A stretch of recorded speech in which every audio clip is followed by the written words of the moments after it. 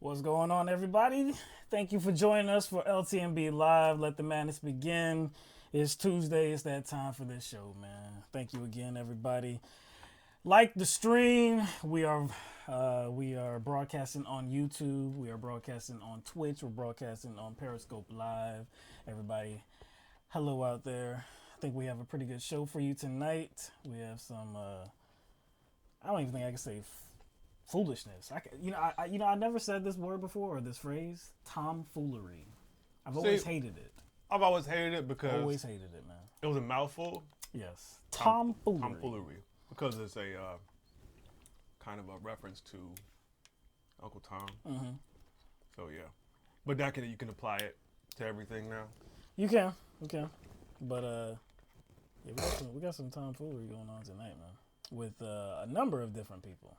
We're gonna have to get into tonight. So stay tuned for that. Like I said, glad to be here. Glad to see everybody. What's going on, Johnny and Cheryl, Zach? What's going on, everybody? Don't recognize any of those names except for Cheryl. I've talked to Cheryl on Facebook. Cheryl? Okay. Yeah. Johnny Guillotine's been here before. Mm-hmm. Yep. Like I said, yeah, a lot of foolishness, man. But isn't that kind of like where we're at right now? Now we're at the point of foolishness where it's like actually hard to tell the difference between like parody and satire and like people's actual positions. Mm-hmm. It's getting to that point. Whereas are they being authentic or are they trolling? At this point, it's like the onion is not even necessary. It's not, man. It's really because you can like read those as actual headlines. Yeah. This interview that we're gonna get into to start the show, the Piers Morgan and Trump interview. Man, I won't say that like this is like the breaking point for me or anything like that because we've had so many foolish moments in this administration so far. Mm-hmm. But wow, I will say wow. I did say wow a number of times.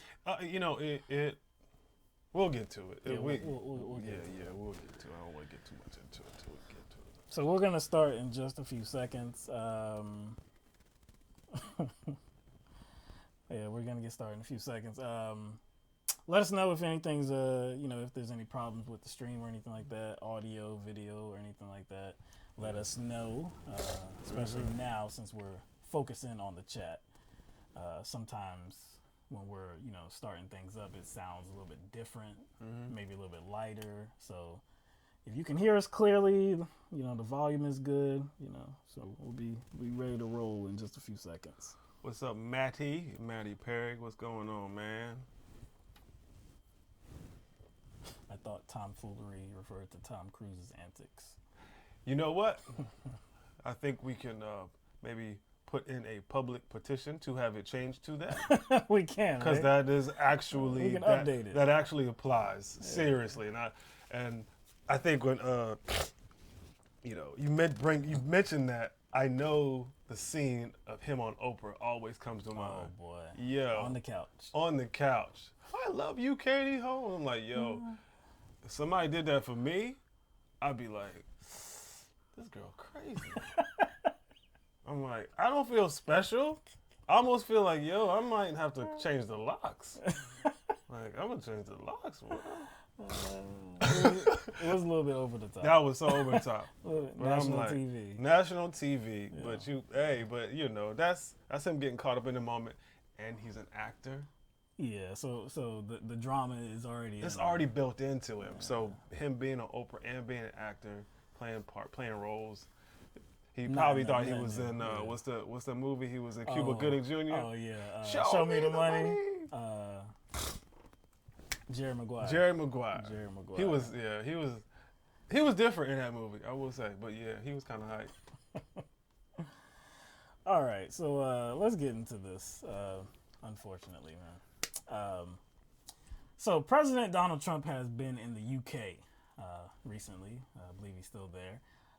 The main reason why he's in the UK is to commemorate the 75th anniversary of D-Day, which took place on June 6, 1944. The whole storming of the Normandy beaches in the Second World War. So that's going on right now, that commemoration. So during his time, during his time over there, he sat down for an interview with Piers Morgan. Piers Morgan, who hosts Good Morning Britain. So we have a few clips that we would like to show you from this interview.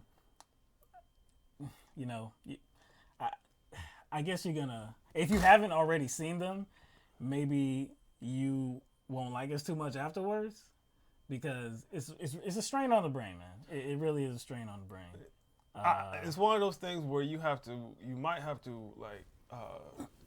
kind of cut off your brain just slightly. Yeah. Not cut it off, but like shut it down slightly so you can get through it. Right. Because if you don't, your brain will constantly try to calculate the things he's saying and make sense of it, and then you'll probably go into some sort of short circuit overload. You know what I'm saying? It's a good description. All right. So we apologize, on the front end for subjecting you to this tomfoolery. Explicit content. Very explicit. We don't have the warning on the videos, but if you have any sense, this won't register as making sense. So anyway, the first clip that we have to show you, Donald Trump is talking about a meeting that he had with Prince Charles. And in this meeting, they talked about climate change. So that's pretty much all the setup that you need to hear Trump's comments. So here it is. We were going to have a 15-minute chat, and it turned out to be an hour and a half, and he did most of the talking. And he is really into climate change, and I think that's great. I mean, I want that. I like that. Did you listen to him about it? I totally listened to him, and he also talked about architecture. He's very much involved, and I've known this for years. I think the architecture was earlier, but he very much loves architecture and important architecture. What did he say to you about climate change? What he really wants and what he really feels warmly about is the future. He wants to make sure future generations have climate that is good climate as opposed to a disaster.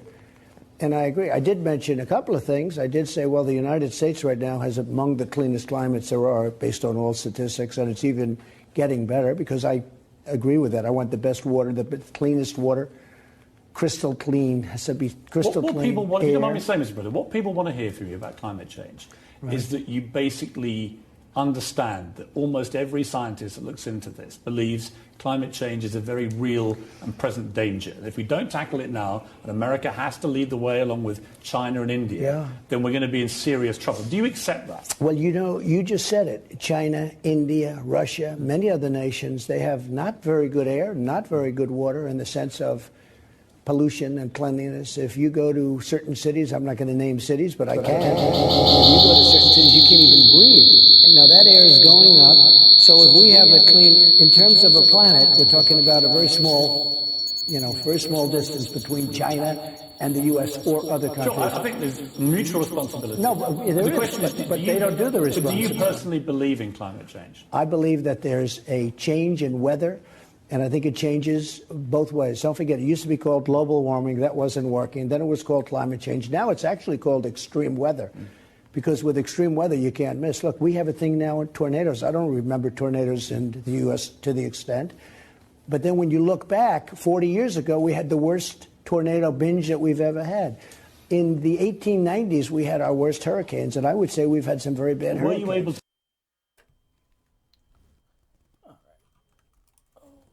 Here we go. All right. Apologize for that feedback issue that we had. Hopefully, I don't know. We can run it back. Actually, we can run it back from that point. I believe it was about halfway in. So let's run that back so that you didn't, so we can be sure that you didn't miss anything here. All right. Let's start from there.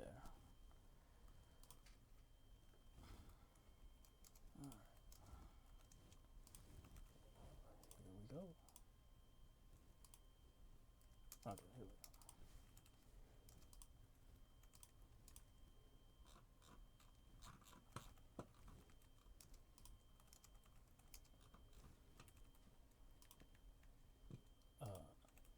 Okay, here we go. This chunk is not.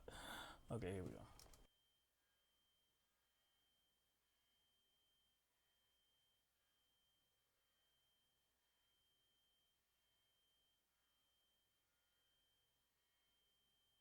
It's probably trying to find the frame. All right, let's see something real quick. I don't think we've ever done that either. I don't think we've ever. America has to lead the way along with China and India. Yeah. Then we're going to be in serious trouble. Do you accept that? Well, you just said it. China, India, Russia, many other nations, they have not very good air, not very good water in the sense of pollution and cleanliness. If you go to certain cities, I'm not going to name cities, but I can. If you go to certain cities, you can't even breathe. And now that air is going up. So if we have a clean, in terms of a planet, we're talking about a very small distance between China and the U.S. or other countries. Sure, I think there's mutual responsibility. No, but there the is, question is, but they don't do the But do responsibility. you personally believe in climate change? I believe that there's a change in weather, and I think it changes both ways. Don't forget, it used to be called global warming. That wasn't working. Then it was called climate change. Now it's actually called extreme weather. Because with extreme weather, you can't miss. Look, we have a thing now in tornadoes. I don't remember tornadoes in the U.S. to the extent. But then when you look back, 40 years ago, we had the worst tornado binge that we've ever had. In the 1890s, we had our worst hurricanes, and I would say we've had some very bad hurricanes. Were you able to? All right, so again, apologize for those technical difficulties, and we do apologize for having to run that clip twice too. It's not only that we have to run a clip twice. We have to run that particular clip twice. I have a question because I'm gonna let you burn first, right? I'm gonna let you burn first. Did it appear as though Donald Trump understood what climate change is? It's one of those things where he is the perfect person he's a perfect spokesperson for fossil fuel industry. Oh. Because he doesn't even have to lie. Right. Because usually, when representatives are speaking against climate change, they tend to slip up because it is very difficult to make their case and be anti-science and cite, make infactual points, right? Or make points that are infactual. So in this case, we have a president that doesn't even know how to do that because he doesn't have to. He just doesn't even know what he's talking about. And so it becomes like a word salad of the different talking points. And in between that word salad, he just fills in the blanks. He just didn't make any sense. It's extremely difficult to watch and listen to, that kind of assessment on climate change. He starts that by saying that he had a good talk with Prince Charles and he liked what he was saying. Yeah. he said he's concerned about the future generations. Okay, he wants good climate. He agrees that there has to be. He agreed. Trump agrees that we have to do what's best for our future generations, and so he says he wants good climate. We got the freshest water, freshest. We got the freshest water. Like, isn't that a different conversation? I mean, I understand that certain things exacerbate climate change. Like, we all understand that. But towards the end, he's talking about, hey, it's called extreme weather now. No, it's not. No, it's not. Extreme weather is just weather changes. Weather changes has taken place since weather was a thing. That's always happened. Weather doesn't really have to do with climate change so much, you know? I mean, weather is impacted by climate change, but they're not one and the same. Yes. The U.S. has the cleanest climates. No, the U.S. does not. Why would you? We not only that, we actually contribute the most to climate erosion. I think that's a good word to use because that comprises everything. Yeah, that's true. And we contribute the most, not only to just, and that also includes kind of waste production as well. We contribute like 50%. It's just so disturbing that that's where he's taking the conversation, because it's something to talk about, definitely. If you want to improve our water systems, our clean drinking water, you want to improve air quality, definitely. Those are definitely conversations that I think need to be had, but not while you're talking about climate change, really. That can be an extension of it, but again, the subject was like, do you believe in it, and what do we have to do about it? To go to, we have the cleanest climates, which we don't, is ridiculous. And I think in indoor quality, the United States does have the cleanest climates, which I don't think is a surprise to anybody. But when you're talking about outdoor air quality, no, not even close to the top. And again, that's kind of manipulated too. Because he mentioned China, and I don't. He probably wasn't even thinking about this, but that is the country we ship most of our garbage to. Right. And so what they do with the garbage is they incinerate the garbage. You know what that causes? That causes pollution. Right. So if we're talking about pointing the finger at some other country, we kind of like I guess we dissociate ourselves from our pollution, and like we kind of, because it's almost like we subsidize I don't know, the cleanup of our pollution by sending it somewhere else. Right. And so that kind of skews the numbers a bit.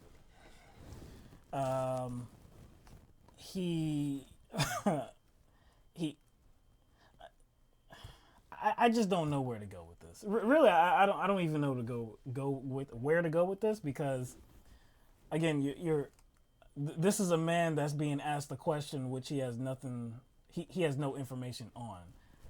All he does is pivot away from it and say things like, well, weather always changes, which is that's never been the point of conversation. So it's disturbing. I will say it's very disturbing that somebody like him is the president of the United States. Piers Morgan would not be described as a liberal to anybody, right? No. Piers Morgan is not a liberal. He's probably a liberal antagonist. Okay. So it seems that he seems to be on the side of like, hey, the scientists know what they're talking about. Climate change is an actual thing. Like, are you going to address this? Is the United States of America under your leadership? Are you going to address this in a meaningful way? And here we go again, with that thing in the United States of America. And it's not just related to here, but how far the right has gone in the United States to just completely be willingly blind to science because of the willingness to prop up the fossil fuel industry. It's amazing, All right, so the second clip that we have is these two discussing guns in the United States of America and possibly steps that may need to take place to ensure that the United States has, I guess, a better situation going forward.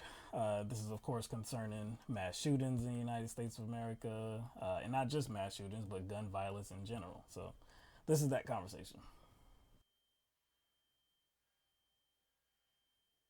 You know, the one I think about the most is Paris, where they had so many people killed, where that wacky group of people went into the nightclub and they just boom, boom, boom. And they killed like tremendous numbers of people, horribly injured, so many more still in the hospital, I read the other day. Some are still. No, but if there was a gun on the other side, right. If one or two or three of those people had a gun, but here's my problem with that argument. Here's my problem with that argument. More people were shot dead in America that week than have died from guns in Paris since the Second World War. I'm just telling you. I mean, the stats are so against that argument, aren't they? Well, what are you going to do? You're going to take the guns away from hunters? You have hunters. And no, I think you can have special licenses for hunters. Yeah. And actually, I sort of subscribe to the view of the right to bear arms, allowing someone to have a handgun or something for home thing. I don't understand, never have understood, why anyone in America needs a semi-automatic AR-15 assault rifle at home. Why do they need? Well, a lot of them use them for entertainment. They do. I mean, it's really... The gun's entertainment? For some people, it's entertainment. They go out and they shoot, and they go to ranges, and they have a tremendous amount of fun. And specific hunting with licenses, I get that. What I don't get is the need. This guy in Vegas had 13 AR-15 assault rifles. He'd bought 52 guns in 1 year. I mean, and he was a sick guy, and if it wasn't guns, he would have done bombs, or he would have done something else. He was actually a pretty smart guy. He was supposedly a good...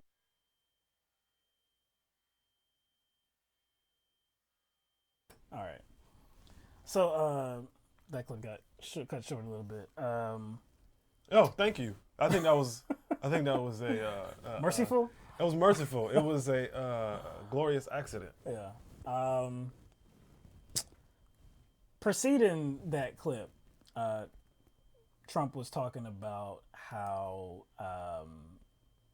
I guess he was really saying how we need more guns and how we can't ban all guns in the country because then that would leave people just as sitting ducks. Though, yeah, I remember that was a specific quote from him. They would be sitting ducks if they were not able to have firearms if we outlawed them. But then, of course, the criminals, the outlaws, they, of course, would not give up their weapons, so people would be sitting ducks. And you can see that he went into that talking point again on that clip of the video where he's saying, you know, take the guns, you know, you can't take the guns, you know, what about hunters? It's funny because I think incidentally he was kind of undercutting his own point, right? Because if not knowingly. Well, yeah, you're unknowingly doing that because if you're talking about hunters, you're not talking about like AK-47s. Right. You're not talking about guns like that. You don't need guns like that to hunt. Guns like that aren't used for hunting. So if he's bringing up hunting, like I think he's undercutting his point a bit. And I think Piers Morgan even kind of his rebuttal made sense. It's like, okay, we'll just have special licenses for hunting. He didn't have an answer for that.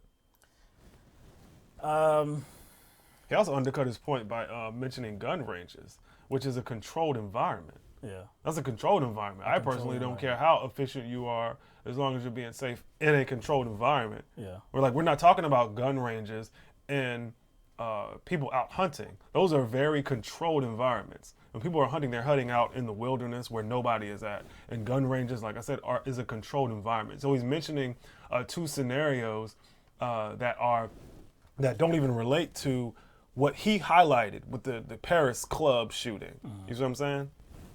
So I don't know what he was thinking. Nobody. We whenever we talk about this gun issue, just doing anything about guns, regulation, more regulations, whatever the case, universal background checks. Whenever we talk about this, we always have to mention that nobody that's being reasonable, actually nobody that's really presenting anything serious, has said let's take up all the guns, let's outlaw guns in totality in the United States of America. Nobody is really making that argument. But they continuously keep going there. People like Trump, conservatives, these Republicans, they keep going there because they keep wanting to fearmonger people that do have weapons. Like, hey, that's really what they're after. They really want to get all the guns and just leave you like a sitting duck if somebody invades your home. Nobody is suggesting that whatsoever. But that's the only place that he can go. And then he said, well, if you take the guns, well, no. If you do something about the guns, it doesn't matter because then there's going to be something else that they go after. What about bombs? So because bombs exist, that means there should be no gun regulation. Because somebody can put together a bomb, that means that everybody and anybody should have access to a weapon at all times. All weapons. No regulation. The thing is, right now, there are weapons that are currently outlawed. Yes, that's true. That's Right now. Right now. Right this Right second. now. Yes. There's, Have been for many years. Yeah, and there are over 2,000 types of weapons that aren't. There's access to over 2,000 different weapons that are not outlawed. And again, Guns. I have to point to Piers Morgan once again to kind of compare the conservatism in him and the conservatism in Donald Trump, because he's coming from a place and, well, I don't know why you're bringing up what happened in Paris, because there has been, in the week that happened in the United States of America, more people were killed in gun deaths, related to gun deaths, than everybody that has been killed by gun deaths in the whole country, I believe, or in the city, in Paris, since the Second War, since the Second World War. So, yeah, there was a terrorist attack that happened in Paris. Yes, over 100 people died, I believe. So, yes. Where Piers Morgan is coming from is you don't judge us based on events, right? You judge us based on a constant. And that's how you're supposed to judge the United States of America as well. You judge it on a constant. Yeah. You don't take events and then try to characterize an entire country based on one or two events. True. You judge us based on a constant. Right. And if you judge us based on a constant, we have a problem. And I think one of the first steps we can take to kind of deal with this problem is increase background checks. That's it. That's what most people are calling for, and most conservatives, or the loudest ones, those that kind of get a lot of donations and contributions from a certain organization, Special interest group. Yeah. They tend to be unconditionally against even the most common sense gun regulation, Yes. and that's background checks. An agreeable, agreeable policy position. And again, if you're the president, you're the leader of the United States. Like the argumentative, I guess, angle that he takes just kind of highlights his immaturity. And he's a grown-ass man. He's over 70 years old. And honestly, that kind of immaturity and how he deals with issues is not just isolated to him. That's kind of a mainstay in the party that he represents. And that argument is one that lacks a principle that they always hail as some sort of, beacon, and that's personal responsibility. You deal with our problems in the United States and you address those head on without deflecting to another country. That seems like something the president of the most powerful country should be doing. Yes, exactly. And then when he's challenged, because he's the one that brought it up. He's the one that brought up that situation in Paris. And then when he's challenged on actual numbers and how it looks a lot worse, much, much worse for the United States of America, then he says, well, you get rid of guns, you still got bombs. How do you literally cannot debate a person like that. Yo. You can't. Yo, it's hard for me to get even energetic about this. Like, I'm just like, you should be able to see it in my eyes and my face. I don't even want to talk about it. Exactly. This is how we feel about these clips that we're showing. Right now, it's really hard for me to like even like come up with anything to say. I'm telling you, I'm really trying to pull here, dog. I'm totally uninterested in this because how ridiculous it is. Because completely these first two clips. We have another clip to play. We got one more, man. Because already in the first two clips, this mug. I say this mug, but our president. Because I just say this mug. That's how we talk. That's how we talk. This mug over here. This mug over here, he's run interference and is playing like he's doing the Heisman on behalf of the NRA and the fossil fuel industry. This interview was very short, and he's already in two main topics, two important topics, already running interference and already kind of taking a defensive position for the NRA and the fossil fuel industry. Without making any sense. Without making any sense. All right. So, I mean, I guess, luckily, thankfully, we've arrived at the last clip. So, in this last clip that we're going to show you with Donald Trump being interviewed by Piers Morgan, the subject is transgender people. And I believe specifically the transgender ban, the military ban that was implemented by Donald Trump throughout his time in office. We've talked about that issue at least a few times, 2, 3, 4. I mean, it's been multiple times that we've talked about it. Of course, we are against that issue. It's nonsensical because it doesn't seem to be a problem. It's been made to be a problem. But like I said, this is the part where they're going to discuss that. So here we go again. Here we go. Sorry. I apologize. Yes. I just wanted to ask you about your military. Is this week you tweeted your support for the LGBT community around the world where they're being persecuted or excluded. It's terrible. Which does prompt the obvious question. If you feel that protective of the LGBT community, why did you feel the need to ban transgender people from serving in the US military?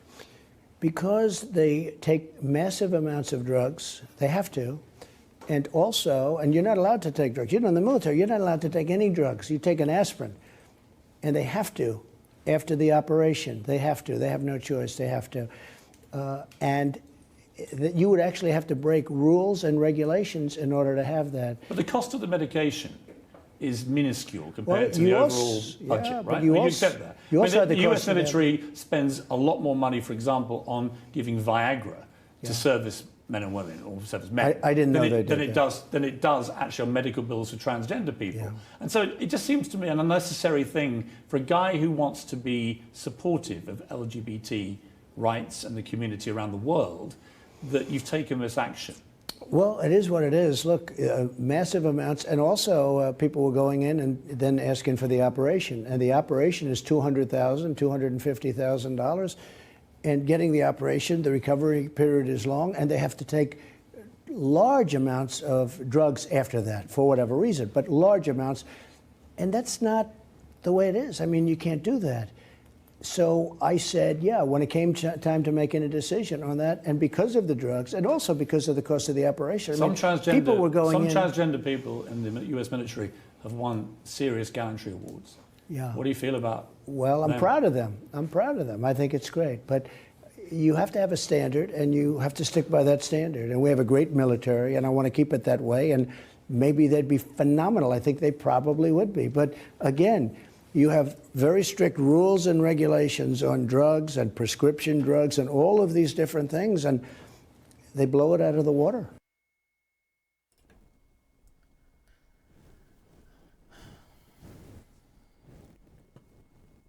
See, this is why the Republicans are afraid of Donald Trump being in a debate. Because we have a situation here where the president is in a controlled environment. He's in a controlled environment. This was a scheduled interview. He knew what Piers Morgan was going to ask. So he could have, prepared a little bit better. So he already knew what kind of talking points he was going to use, but I guess he figured those talking points were good enough. he was just rambling there. He was just rambling off false information, and I'm glad that Piers Morgan challenged him. But after Piers Morgan challenged him, same thing happened. That happened with those last two topics. He just kind of doubled down and tripled down and started citing even more ridiculous falsehoods. And I'm like, yo, He let off. He let off. Remember, so his answer portion let off with, "It's terrible, transgender people being persecuted."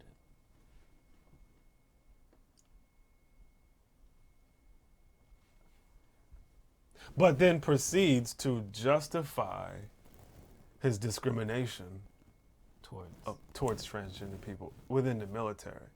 Think about that though. Like, for the most part, I think it crosses party lines and ideological lines in some cases. In a lot of cases, when we're talking about like Democrats, Republicans, liberals, and conservatives, kind of viewing those who serve in the military as heroes, saying like kind of presenting this idea that, you know, that is the most you can do for the country, right? Yeah. Right?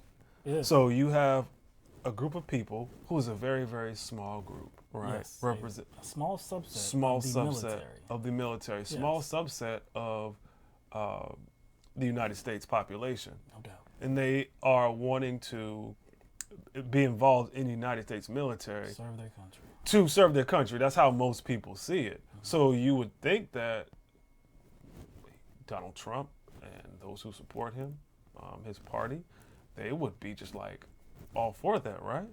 But he said towards the end of that clip too that he kind of said, I don't know, because I can't quote him, but it sounded like he said, you know, I have no doubt that these service members can do a great job. That's what he said. That? Why would you say that? But then he said, well, we have to have a standard, though. We have to have a standard. The standard that he gets into is because of the cost. And now we've gone into that before when we talked about this. Originally, we talked about that. And I'm glad, again, Piers Morgan challenged him on that cost. But he's saying that you can't take drugs if you're in the military. So what is he? What do you think he's doing there? What do you think he's doing? Oh, they're not allowed to take drugs. Like, and I was like, wait a second. What? Like, you know what he's trying to do, right? Like, either he's ignorant or he's trying to associate the drugs that people have to take in their transition and afterwards with like crack or meth or heroin or weed. That's what he's trying to do. Because you're not allowed to take drugs. Now, that is true. Yeah. They drug test you. You're not allowed to take drugs. Obviously, if you're involved with the military, just like most jobs, you definitely cannot be. I guess your motor skills and your mental capacity cannot be inhibited by certain substances. So that makes sense. But he's trying to associate the drugs that those who are transitioning have to take with those other kind of drugs. Like what? Like you can't take you. It would like be a actually, violation of rules and regulations to take drugs. And Piers Morgan, he kind of just bypasses that and goes right to Viagra. The military is spending much more money on Viagra than any medical bills for transgender people. You know what else is a drug? Painkillers. Yeah, of course they are. Which a lot of soldiers get addicted to. Of course they do. Of course they do. As a result of their military service. But this is his rationale. You can't take drugs, and it's a terribly, terribly high price to pay for these particular Wait a second. bills. Didn't he get more money than he requested He did. far as the defense authorization bill? He did. He got more money than he requested. He did. He sure did. And it's only So he's not a very small fraction of the cost. We're talking about is a very, very small portion of the cost. But the United States military cannot do it. We can't do it as a country. We can't pay for these bills. Look, it seems as though the way that Trump wants to talk about it is talking about the whole like surgical operation, like sexual reassignment surgery. Mm-hmm. Do all transgender people go through with that surgery? Not all. No, they don't. Not all. There's a lot of them that do not. Now, they may take hormones. Yeah, They may take hormones, no doubt. They might take medication, yeah. But not all of them go through the surgery. So why is it that if you're saying that in this job, now I think I'd have a problem still, but if you're saying that, look, as a transgender person, the bounce back time after you go through the surgery is way too long. You can't even function as a soldier anymore. You can't do your job as a soldier, so we can't allow it. I guess that would be a conversation to have. Yeah, because I guess your effectiveness is limited. Yes. Just your abilities are limited. Mm-hmm. So I can understand if he came at it from that angle. I can understand that's a conversation to have, but that's again, we're not talking about every transgender person does not go through with the surgery. So why would you ban all transgender people? And why? This is discrimination. This is a persecution of transgender people. Donald Trump, ever since he was on the campaign trail, trying to running for president, trying to become the next president, I remember him trying to act like he cared about LGBT issues. He was like, LGBTQ. Yes. He barely could say it. Yeah. And then in the beginning of this interview, again, he's like, oh, yeah, it's terrible that they're being persecuted. I know I'm a part of that, but yeah, it's terrible. It's terrible. Again, all three of these clips, I don't even know where to go with this. It has me saying wow, and just like when I look at him talk, I really find myself feeling like it's like a reoccurring realization. This man is the president of the United States of America. I'm thinking like there's a lot of things. I mean, obviously he's the president. And there's going to be a lot of comments he has to make about certain topics that he didn't make when he was not president. Mm-hmm. But it's just weird now that he is president and some of the policies that he's pushing. Like, I'm inclined to believe that he's not the originator of a lot of these policies. Because he can't really speak to them. He can't even speak to them. You see what I'm saying? He's dumb. Yeah, and I know ignorant sometimes dumb people support, bigoted policies and irrational policies and policies that target certain individuals. Dumb people do that. But in this case, he just can't speak to those things. So I'm more inclined to believe that, they don't originate in his mind. Right. And it's just there's so many things that he never talked about before he became president.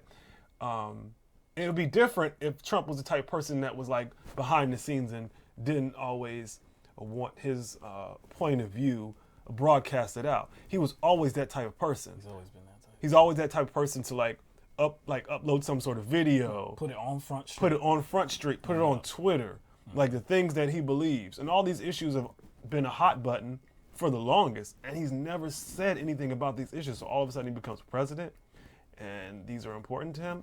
I don't believe so. I think he's just being used as some sort of like galvanizing force, or they're funneling these issues through to him, and that's Republican right-wing ideology in essence. And if you look at who's in his administration, right, who were his policy advisors, this looks like a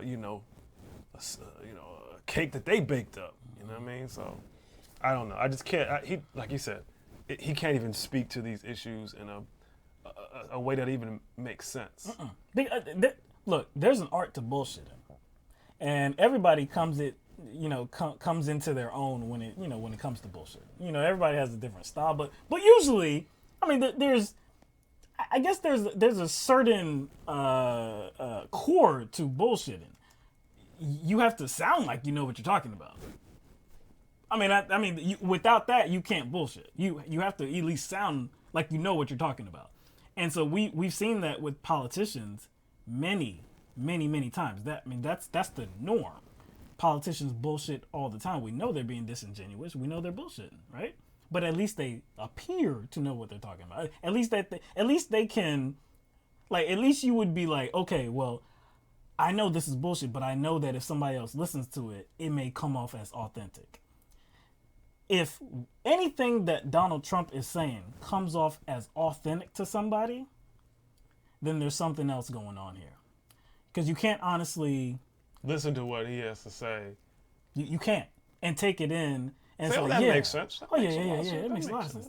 No, you can't do that. You can't do that. We've lived through the George W. Bush presidency, and there were so many times where we would look at each other and be like, dude's not with it. He doesn't know what he's talking about. He's cuckoo. He's cuckoo. He's not. Even there's such a wide gap between the two. And even Reagan, for the most part, his brain wasn't even functioning. This mug had dementia. Incoherent. He was incoherent. He had dementia, so they had to kind of limit the amount of time he appeared in the media, and he was more like understandable and coherent. He was able to deliver the propaganda. Yes, the propaganda. He was able to deliver the propaganda, like, I hate to say more it. effectively. More effectively. That's kind of a bad thing to say. But yeah, he was much smoother in that, even though, like, his brain was deteriorating. So I'm just like, I don't know. Like I said, man. We apologize for showing those clips. I'm tired. Yeah, I'm tired. I mean, I was tired before, man. I'm tired already. I'm tired. Knowing that we had to go through those clips, I was like, oh. It takes a lot, man. It takes a lot out of you to, listen to that, to even want to push back on what he's saying. Because it's like, why? Why do I want to do that? Even if he was standing right in front of you and he was saying it, would you actually have a rebuttal? Like, why?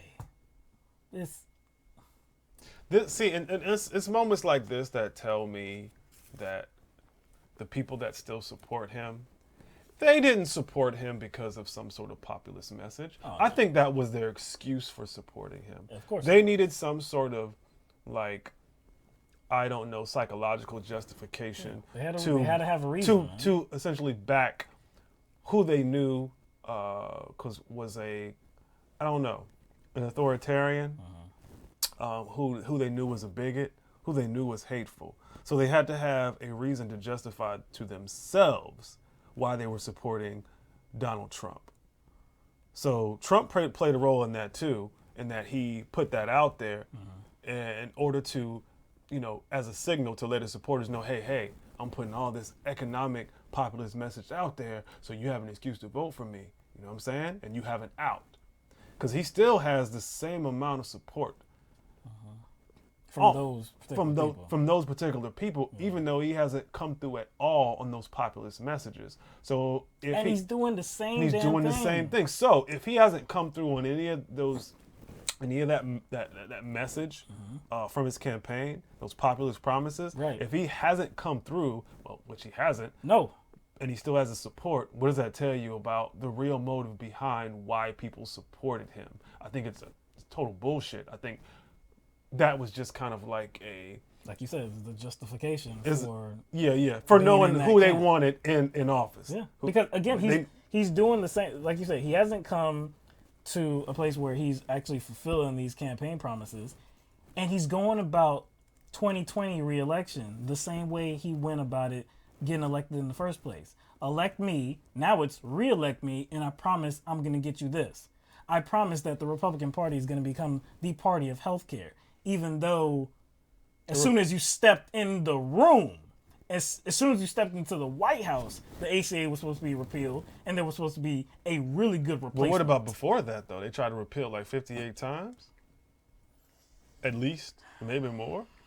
So how is somehow the kind of the whole framework of the party going to change all of a sudden, and people are going to have the best health care ever? Yeah.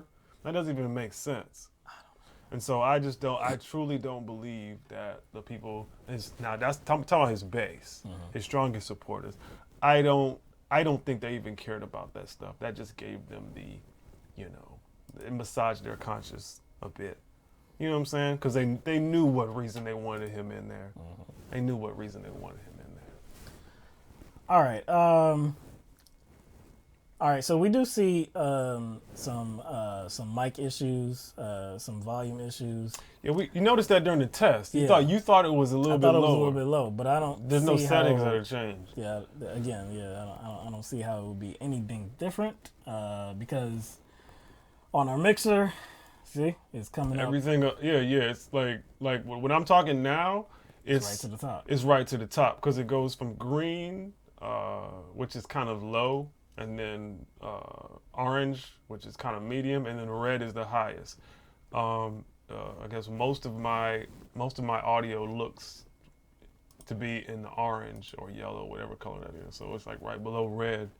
It's at the top of green. So, and it peaks at red in some cases. Some words I pronounce it peaks as red. So I don't know what's going on. That's got to be the YouTubes. I wonder. I mean, again, like we said, there's absolutely nothing different. And see, you see some Yeah, I mean, trying to test the volume. No, it's going up. It's going up there. It's going up on the indicator on the software, and it's going up on the mixer board indicator or volume meter, whatever. All right. Well, some people are saying it's loud and clear for them. So. Okay. We'll just try to make do, all right? Hopefully this isn't a problem that will persist, from show to show. But we'll try to speak a little bit louder. So let's move off of this, thankfully, because this is depressing.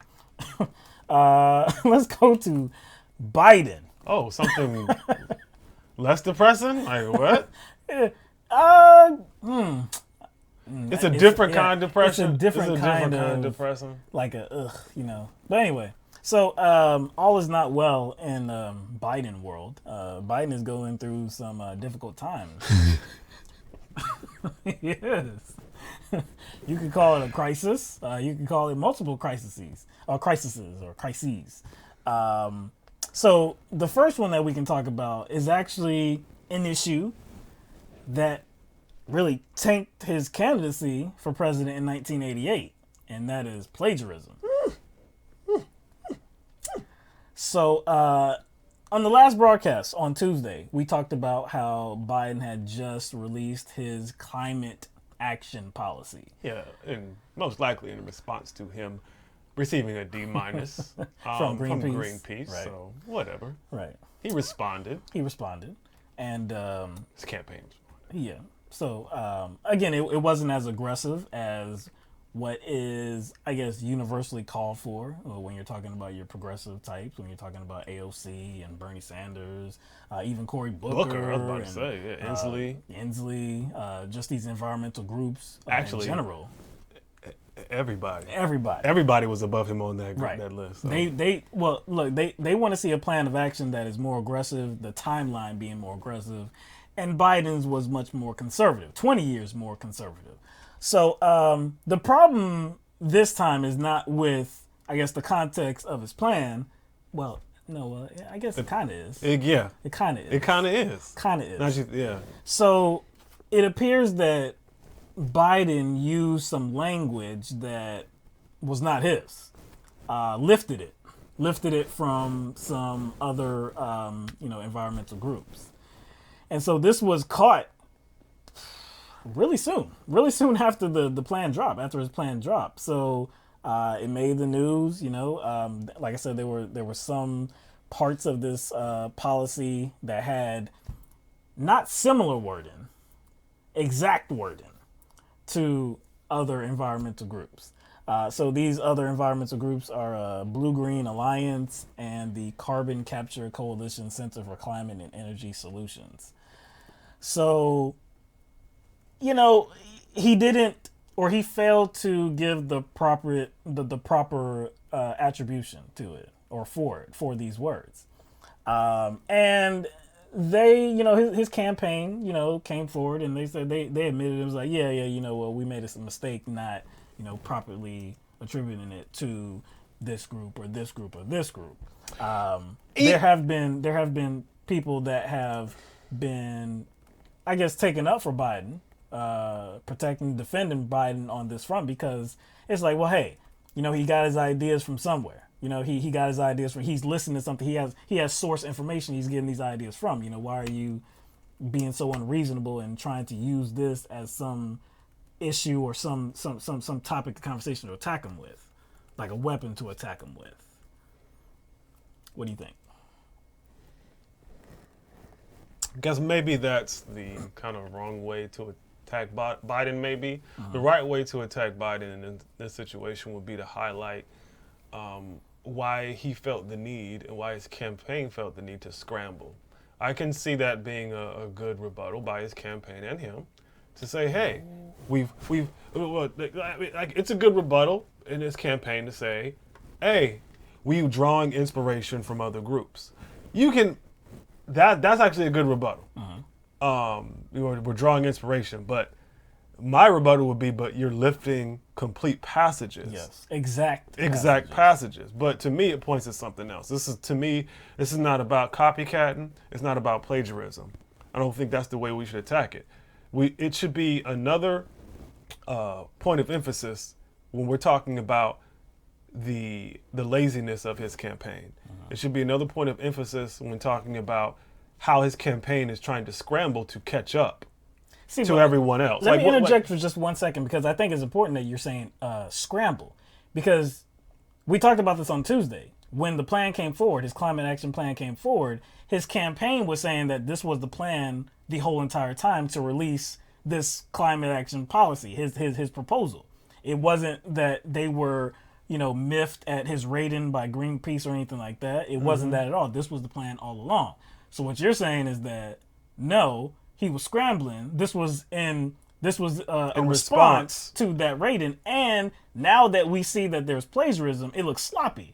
So it gives even more credence to that. That is the exact word that was going through my head.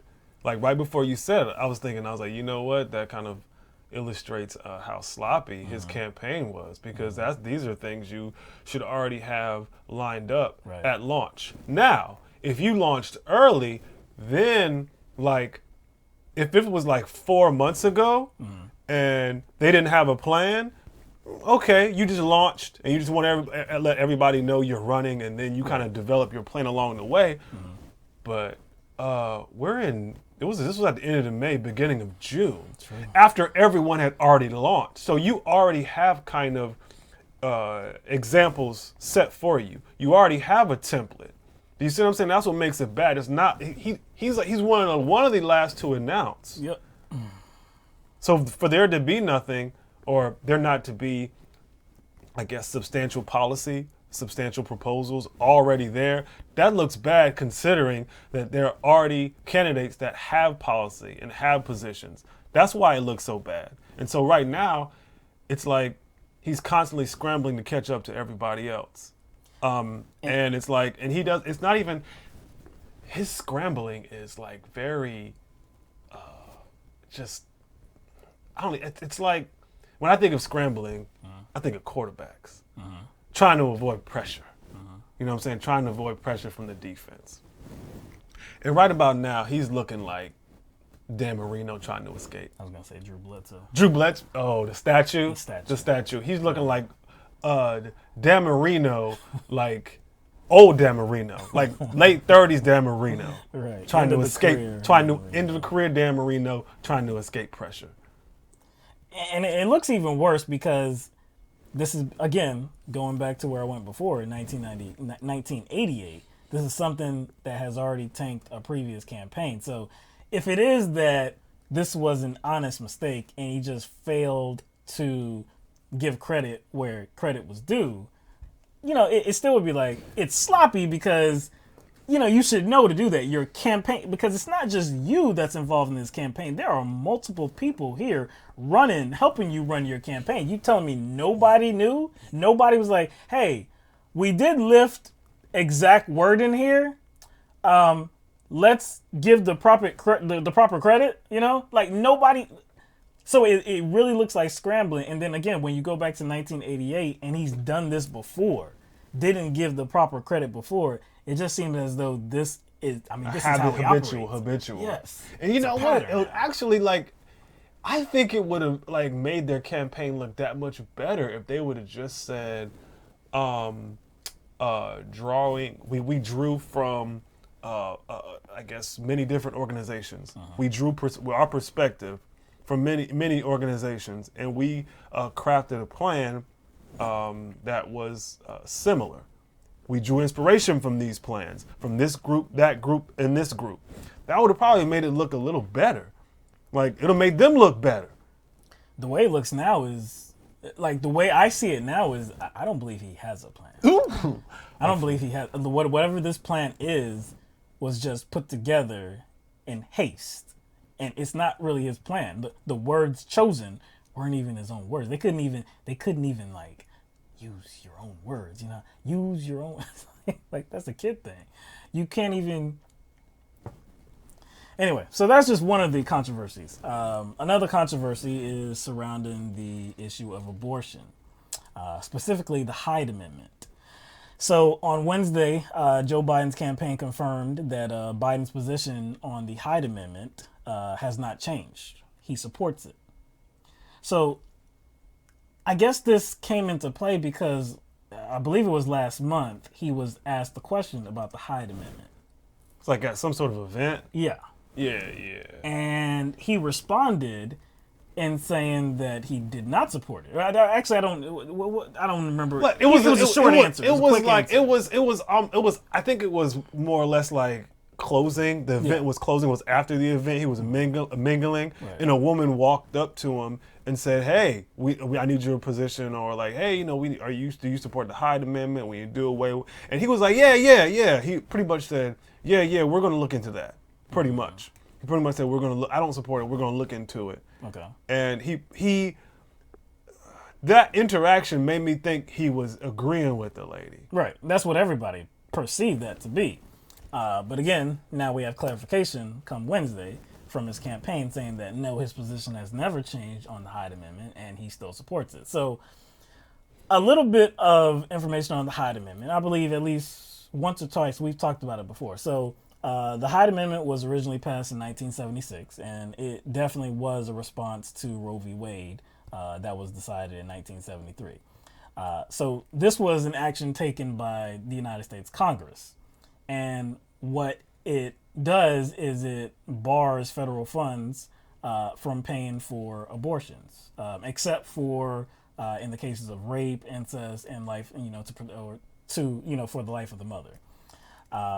So that's the amendment that Joe Biden supports and has always supported. So with that, he places himself alone, really. When you're talking about the Democratic Party, he places himself pretty much alone. Now, there have been a number of groups now that have come forward and have very critical things to say about that type of position. So one of them, is Kelly Robinson, and she is the executive director of Planned Parenthood Action Fund. And so she said, the unfair Hyde Amendment makes it so that those who have the least end up having to pay the most to access abortion, and those who are service members or live on reservations are often left with no coverage for abortion care. We encourage any candidate who doesn't recognize Hyde's impact to speak to the women it hurts most, particularly on women of color and women with low incomes, to learn more about the harmful impacts of this discriminatory policy. Going to some other place, we're going to go to Elise Hogue, who is president of NARAL Pro-Choice America. And she said, differentiating himself from the field this way will not earn Joe Biden any political points and will bring harm to women who are already most vulnerable. And then from Erin Matson, who co-founded Repro Action, which is an abortion rights group. She said, Joe Biden has been disappointing on reproductive rights for decades. I am disappointed to see that he's failing to read the room with Democratic primary voters and the general public who are sick and tired of restrictions on abortion and old, out-of-touch white men trying to put restrictions on women. You know,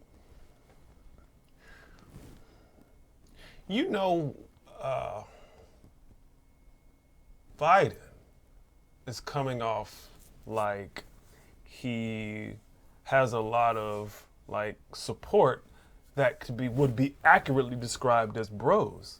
This is a bro position. It would be a bro position. It really would be a bro position because when Biden bros. Yeah. Biden bros. And that would be accurate. That would be accurate. That would be accurate because this is I mean, a lot of the steam behind this is male, especially when you're talking about the Democratic Party. For many years, Democratic politicians have been trying to, kill this Hyde Amendment because they do believe it's unfair. And when you're talking about the subject of abortion, abortion is healthcare. Abortion is healthcare. So to prevent, certain, I guess, like Medicaid, certain government programs from assisting on paying for this healthcare is not right because one, abortion is legal and it is healthcare. So that is the position by many Democrats, many people all around the country. So Biden, though, he's trying to sell this idea that he is really in support of Roe v. Wade, even though personally he's not in support of abortion, and that's because of his background. He's a devout Catholic, right? So he doesn't personally support it. But if you go back in his history, there have been troubling stances that he has taken on the subject of abortion before. I believe at one point he supported what's called the Mexico City policy. And what that does is bans federal aid to foreign organizations that provide or promote abortions. I believe he also voted before to allow states to overturn Roe v. Wade or to do whatever they want to do whatever they wanted to do on abortion, to outlaw abortion in their states. He voted for that as well. So again, he's standing by his lonesome. And so evidence of that is not just in the comments from these key figures with these, abortion groups, but by members of the Democratic Party and specifically presidential candidates in the Democratic Party. So they came out and made their own statements on this after this news was actually revealed that Joe Biden supports the Hyde Amendment. So Elizabeth Warren, Senator Elizabeth Warren, she said, quote, "It's not about the politics, it's about what's right. The Hyde Amendment should not be American law." And that was her quote. I believe a reporter just asked her about it. But we have some tweets from several other Democratic presidential candidates, starting with Bernie Sanders.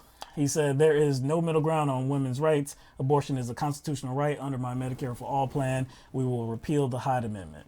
Kamala Harris, "No woman's access to reproductive health care should be based on how much money she has. We must repeal the Hyde Amendment." Cory Booker, "The Hyde Amendment is a threat to reproductive rights that punishes women and families who already struggle with access to adequate health care services." Kirsten Gillibrand, "Repealing the Hyde Amendment is critical so that low-income women in particular can have access to the reproductive care they need and deserve. Reproductive rights are human rights, period. They should be non-negotiable for all Democrats." Keep going. Beto O'Rourke, "No matter your income or where you live, every woman should have access to health care, including abortion." Julian Castro, "All women should have access to reproductive care. Regardless of their income or the state they live in, abortion care is health care. It's time to repeal the Hyde Amendment." Governor Jay Inslee, "I voted against the Hyde Amendment in 1993. It was wrong then and it is wrong now. Reproductive health care is health care, period." We even have centrists getting in the action. Yeah, John Hickenlooper, the former governor of Colorado. "At a time when women's rights are under attack, we need to stand tall for our values. The Hyde Amendment actively harms women by limiting access and choice. It needs to be repealed." And finally, current Colorado Senator Michael Bennet, defenders of women and healthcare rights and their healthcare rights have agreed for decades the Hyde Amendment is federally sanctioned discrimination. It is wrong and should be overturned immediately. So when I say Joe Biden is standing by his lonesome on this issue, it appears he is all alone on this issue. And again, this is a hot button issue right now because think about the time that we're living in, and we've talked about recently a number of states that are trying to push the envelope here on abortion. So you don't Alabama, yes, outlawing it completely. For the most part. So now is the time to be like very strong in your position to Yes. try to kind of provide a counter narrative to this right wing agenda. This is going to be an issue on the campaign trail. So this is yet another issue where he's completely going away from the Democratic Party. Man, imagine the shit that Bernie Sanders would be getting if he was going away from the Democratic Party. Imagine. The fake Democrat? The fake Democrat. Imagine how they would question his credentials as far as running as a Democrat. See, told you he's not a Democrat. Yeah, told you he's not a Democrat. But Biden, he'd be better running as a Republican right now. He would. He's going away from the party on yet another issue, but supposedly he is the front runner. Yo, what's that phrase? Is this your king? Yep. Is this your king? Yep. His crown is looking real dingy right now. It's not looking good. And the thing is like it almost puts him in opposition, or it does put him in opposition to a connective issue that's a central topic of conversation, and that's Medicare for all. You know what I'm saying? Because this is going to be something we have to deal with. Because if the government is going to be distributing health coverage, right, and provide universal health care, that health coverage should cover access to abortion, considering that that's a health care issue. It is. And to me, if it's a constitutional protection that women have had, society has had since 1973, whether federal dollars go to it is irrelevant because it's a constitutional protection. And that's where you have to stay. The decision to even go forward with the Hyde Amendment should have been illegal on its face, because abortion was legal. Abortion was healthcare. It was established as a legal procedure that can be taken by a woman. She didn't have to hide in the shadows in some alleys or anything like that, go undercover. And no, this is out in the open. This is legal. It's a part of healthcare. So it makes no sense for it not to actually be addressed in the healthcare system. You know, so that Joe Biden, look, and we've said this before, if you personally disagree with abortion, cool. There are many people that do. There are many people that were like, well, if I'm in that situation, man or woman, I don't think I could support the idea of, going ahead with the abortion. And that's you. And that's based on your personal opinions, your mentality. It might be wrong and, sinful. Yeah, that's on you. But when it comes to legislating for everybody in the country, well, then you need to leave your personal feelings out of it. It's not just about you. It's about everybody else. And what's the basis? Being pro-life, right? Mm-hmm. It seems like almost like cherry picking for people who are pro-life to focus on this one issue, even though there's more money that our kind of federal government allocates towards death and destruction across the globe. You see what I'm saying? Why cherry pick this one issue to be pro-life on? Yeah. You know what I'm saying? Why aren't you against federal funds being distributed towards the military? In some act, not the entire military, but are the most atrocious and abusive actions in our military that take a lot of lives as well. Well, they can always get behind war, the military. Maybe strength, power, maybe there is a compromise. Maybe they can fund, those abortions with taxes from weapons manufacturers like Lockheed Martin, Raytheon, General Dynamics, or whoever, Boeing. Maybe they could, Boeing's really good. Yeah, maybe they could fund it that way. The point is that he's a hypocrite here. Really anybody that has this particular position is a hypocrite. If you support abortion, which he's really trying to make the case that he supports abortion, okay? He supports it when you're talking about the law of the land. When you're talking about it as a policy, as what's legal in the United States of America, he supports Roe v. Wade. That's what he says. So if that's your position, to say that you, at the same time, support the Hyde Amendment, that doesn't make sense. It doesn't make sense. Something's awry there. Oh, I know what's awry. I don't think something's awry. Yeah. I think he is trying to appeal to his inclinations. I don't even think this is an issue where he's trying to befriend the other side of the aisle here. I think he's just naturally inclined that way. And like we've mentioned before, that's why Obama chose him as his VP. Obama didn't choose Biden as a VP because he represented, I guess, what we would call liberal values. He didn't. He thought that choosing Biden would be a bridge to the other side. That's what he thought. Yeah, so because why he was not professing a centrist message? So in why? his campaign, so how come somebody that was chosen to be a bridge to the other side, essentially a conservative himself, why is he being hoisted up as the Democratic front runner? That doesn't even make sense. And progressive. A progressive. And then, again, we're basing that on why Obama chose him. He is the bridge, and now people are being told to buy this bridge. That's what's going on here. He is the manifestation of that saying. Like, I got a bridge to sell you in Brooklyn. The bridge hasn't even been renovated. Damn. It's the same old bridge. It's the same old bridge, dog. You're just trying to change the name. See, man, why you did that, dog? You just made that point even more depressing, dog. Damn. I'm just like, it's the same old bridge. Same old, like, Dusty. Yeah. Same old Dusty breaking down, crumbling. But what we know to be this old establishment center-right bridge, it's being sold to us as like, oh, this is the way left.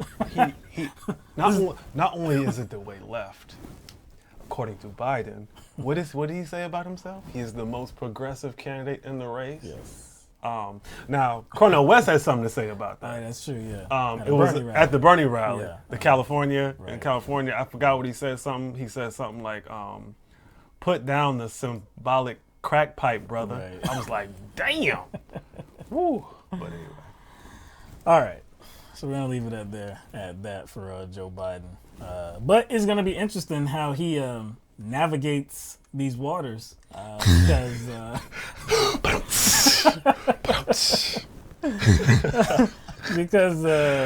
it's I mean, again, this is the issue. It's definitely not going away. It's definitely not going away for conservatives. So it cannot go away for people on the other side.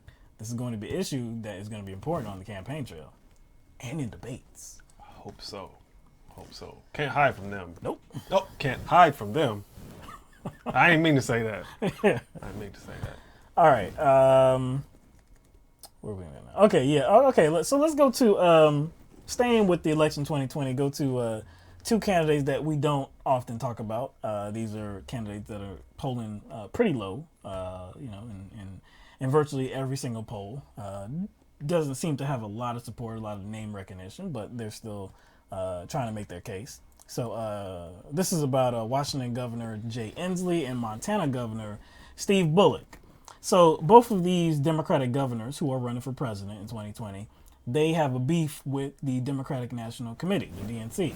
Now they have different reasons for having that beef with them. So first we'll deal with Bullock, Governor Bullock from Montana. So Governor Bullock is upset because he believes that he has qualified for the first debate, which is scheduled to take place later on this month. He believes that the way he has qualified is by reaching 1% in 3 different polls, national polls. The DNC does not believe he has. Now, to be clear, there are 3 polls where he has reached 1%. One of those polls is not being counted by the DNC. The reason why it's not being counted by the DNC, it was conducted back in January, and it was not, the respondents were not given names to choose from. Mm-hmm. It was like an open-ended, just fill in the blank here, who you're going to support. So it's kind of, that's not your typical type of poll. And it doesn't look like the DNC is going to accept it. So Steve Bullock is pretty upset. Like I said, he's pretty upset that he feels like he's going to be left out in the cold. And so this is a particular quote from him. He said, no, actually it's not him. It's actually his campaign manager, Jen Ritter. So she said in a memo that the, quote, DNC is singling out the only Democrat who won a Trump state and potentially blocking him from the debate stage. Also said that the DNC had not shared its rule, quote, in writing with all presidential campaigns, end quote, about the, I guess the structure, or I guess the qualifications, The specific qualifications, the qualifications, specific polls. Yeah. Look, man, in most other cases, I definitely wouldn't side with the DNC. I don't know about this one. I think it's a bit of a stretch to say they're punishing his campaign and punishing him. And some of the reasons why they're doing that, to me, it's dubious speculation. You can't say, well, they're punishing me because I won a Trump state. And I was like, actually, you would think that they would kind of make so that you would be involved in the debate. They really thought you would have won, and you won won a Trump state. They would look at you with favor.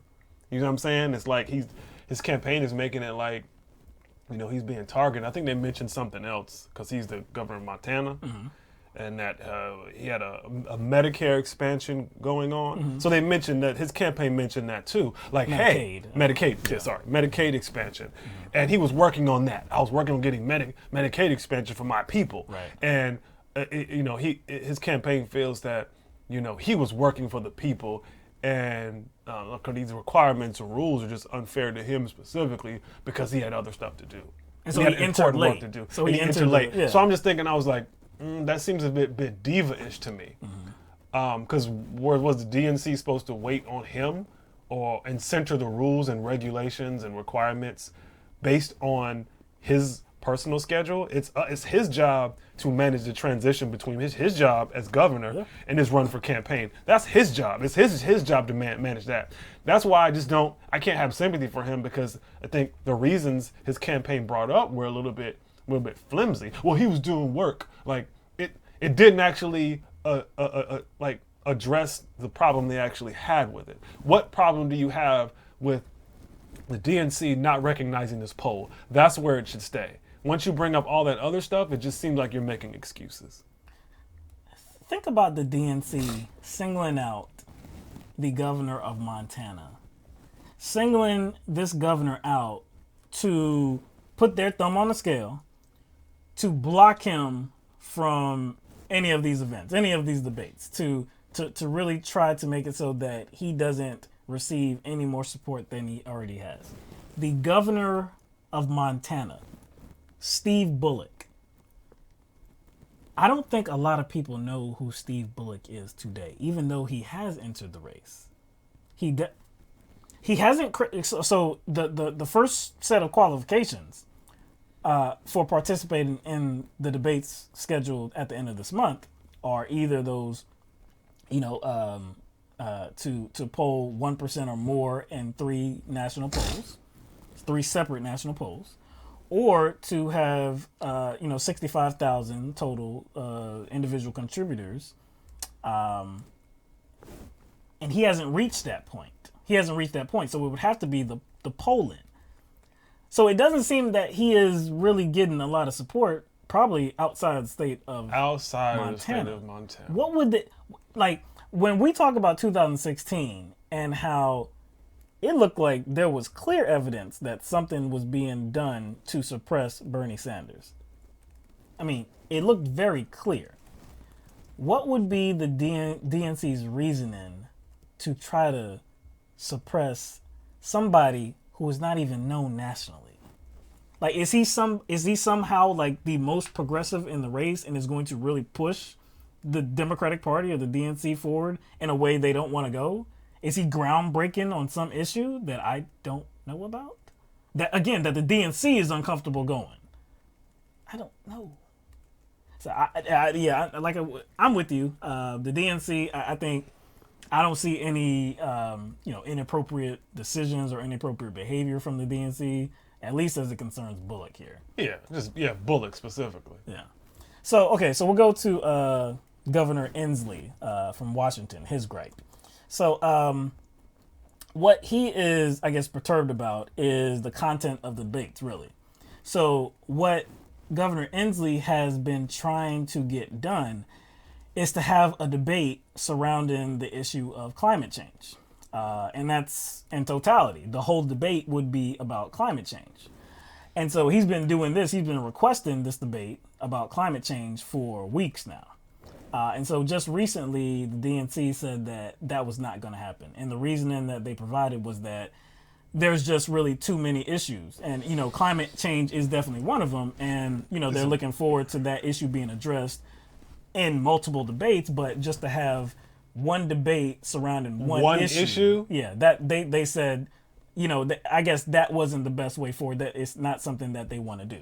So Governor Inslee, he said on Wednesday, the DNC is silencing the voices of Democratic activists, many of our progressive partner organizations, and nearly half of the Democratic presidential field who want to debate the existential crisis of our time.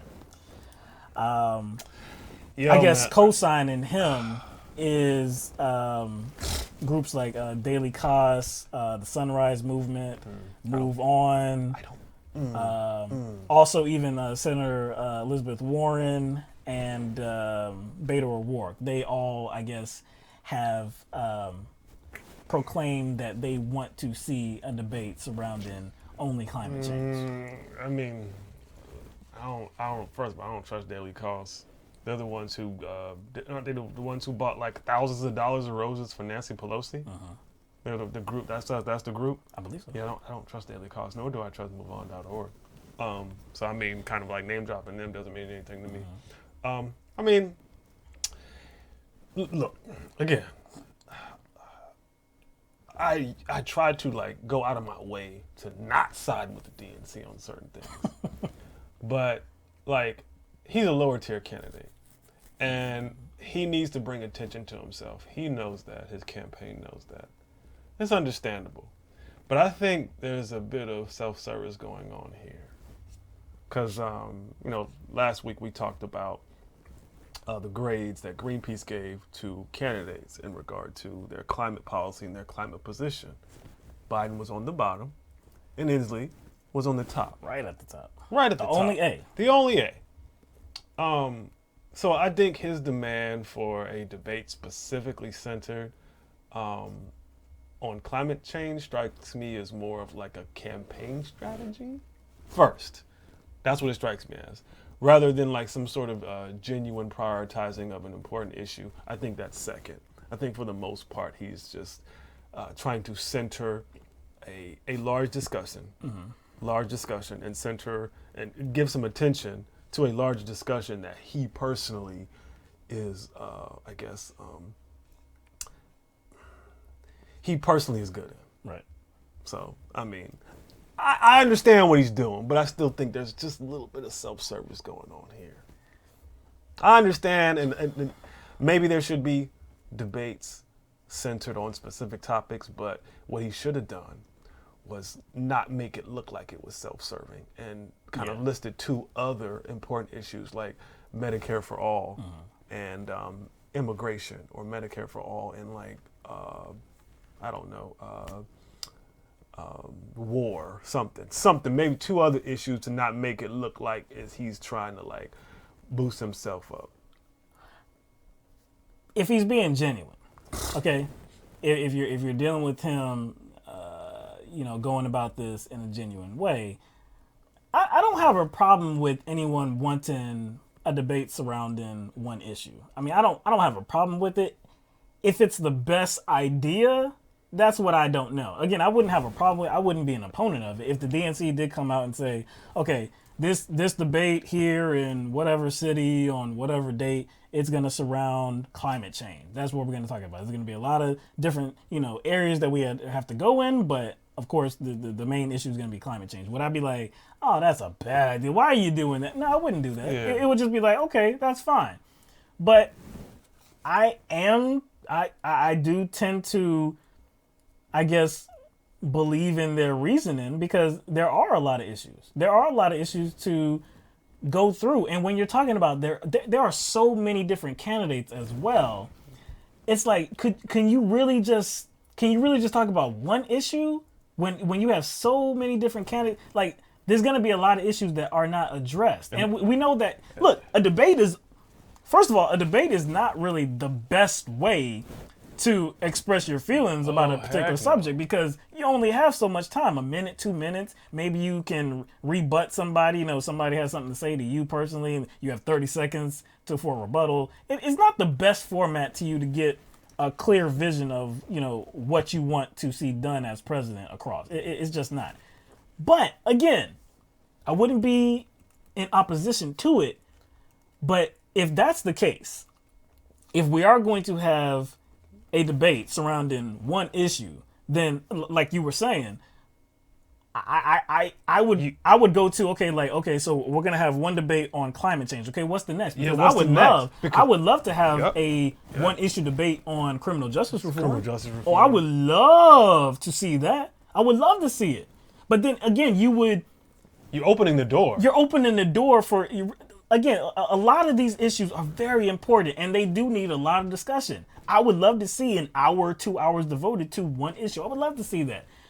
But in the debate process, is that really the best format? And also, it's like something like this needs to be brought up 2 years in advance. If you want to have something like this implemented, you can't just be like, hey, we should, have a debate for this particular issue. Mm-hmm. And you also have to consider that, well, other issues need a serious debate too that might require like the same consideration. Yeah. So it's like you definitely don't need to come in when the debates are about to start and try to like disrupt the schedule that's already there. I'm like, come on, man, you can't do that. And I'm glad, you know what? I'm glad you mentioned this. I didn't know you was going to mention that. You were mentioning the debate formats, and highlighting how little time most of these candidates are going to have to deliver their talking points. And with so many marginal candidates, you got a 10 to 20 person debate. There's not going to be a lot of time for that. It's not. So I don't think, that type of format is going to have a lot of impact on like perception or the polls. I personally think that since there's so many candidates, they should kind of adjust the format and kind of break them up into like 4 or 5 groups. And in each group have like 2 top tier candidates. You see what I'm saying? Don't like cluster all the top tiers together. Have like 2 in each. Idea. Like I haven't quite, thought about like who to pair. But like I'm just the top tier candidates. I guess that's off the top of my head are obviously Bernie, Warren, Biden, Klobuchar, Gillibrand. Not just top tier, but bigger name. Booker. You can rotate them too. Booker, Buttigieg, O'Rourke. Yeah, I wasn't thinking about that. Like rotate them.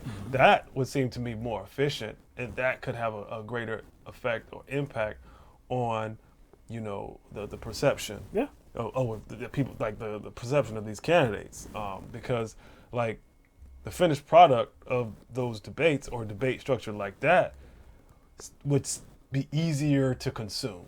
As far as the viewers, it'll be easier to consume than a 3 or 4 hour debate featuring 20 candidates. You see what I'm saying? Who only have a very limited amount of time to get their point across. Like I can see, there's positives and there's negatives to what Jay Inslee is suggesting, because again, if you do have 10, 20 candidates on the stage, and I think they are going to break it up, so that maybe there's going to be a maximum of 10 on the stage. Even with that number, is every candidate going to be able to speak to an issue, or will they be left out of certain issues? And then, the moderator is going to have to pick up, okay, well, we're going to go to them on this issue. And maybe they have something to say about this issue, but they don't have any time. So I get that you don't want climate change to be one of those issues where you don't want to hear from everybody. I totally get that. So there's good reasoning behind that.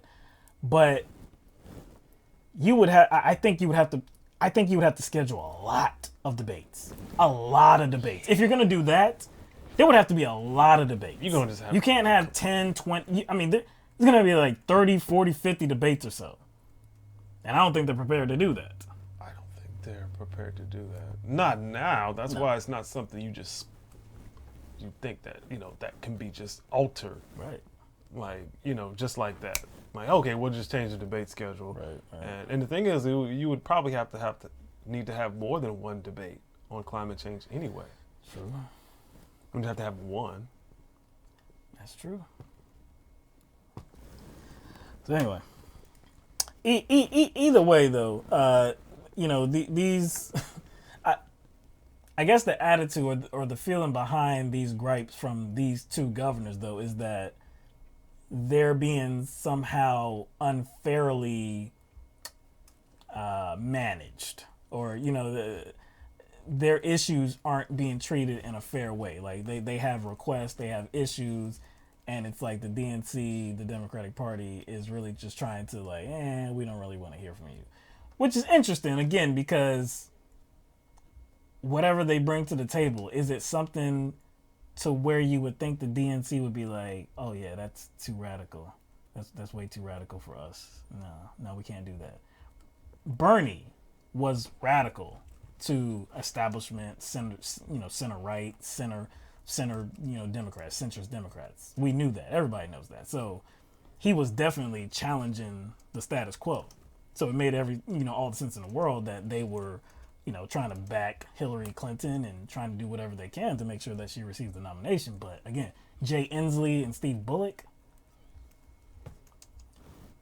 you're working overtime to stop them? No. They ain't investing no time to stop them cats, man. No, I don't think so. All right, so, going back to foolishness. Going back to it. Extreme foolishness this time. All right, so, Republican National Committee spokeswoman Elizabeth Harrington appeared on Fox News on the show Outnumbered Overtime with Harris Faulkner. She was there to speak about Donald Trump's, his chances at re-election in 2020. And so she also made reference to President Trump's recent remarks about Democrats. So while he was in the UK, while he's been in the UK, Trump made a comment about the Democratic presidential candidate, saying, "quote I don't see any Democrats to worry about. There are no Winston Churchills in the group. Let's put it that way." End quote. So, as you will see from the clip, she kind of starts with that, and then you could say she went overboard, but I'll let you be the judge of that. You're going to be faced with a choice in 2020, and the president is exactly right. He said there are no Winston Churchills. But, I do see quite a few Benito Mussolinis in the Democratic field. Ooh. And now it's about getting the trains to run on time in Hawaii because they're talking about banning airplanes in 10 years. The Democrat is pushing a radical agenda. We're not going to turn far to the left in 2020. We're going to stick with the progress we've made. Wow. I would imagine that you'll get some pushback on any comparisons to Mussolini, but I do understand the socialism aspect of that. So let's just stay in the lane of the money, if you will. Yeah, no, look at what they're proposing. Socialized medicine, a complete takeover of healthcare, eliminating private insurance, which over 180 million Americans have. This so-called Green New Deal, there's nothing new about it. It's the old failed socialist policies of the 20th century, a complete takeover of what you drive, what you eat, how many kids you have. It's completely a radical agenda. So when I look at the Democratic field and Elizabeth Warren's getting lauded for saying, I have a plan for that, those words are terrifying, actually, to millions of Americans because we don't want the government to have another plan over our lives. I know. We're here with you. Again, she's not just some talking head on Fox News. She's just not some repeated guest that you see from time to time on Fox News. She's the national spokesperson for the Republican National Committee. But Benito Mussolini was a fascist. Didn't he found the fascist party? Yes. Benito Mussolini, the prime minister of Italy, the dictator, the fascist in Italy. The dude that was very chummy with one other person, Adolf Hitler. And they were very chummy because they had similar agendas. Of course. Because fascism involves the merger of state and corporate power through privatization. Privatization, something that the Democratic Party, people like Bernie Sanders and Ocasio-Cortez and Elizabeth Warren are not trying to do. They're not trying to privatize things. They are essentially flipping fascism on its head. Yep.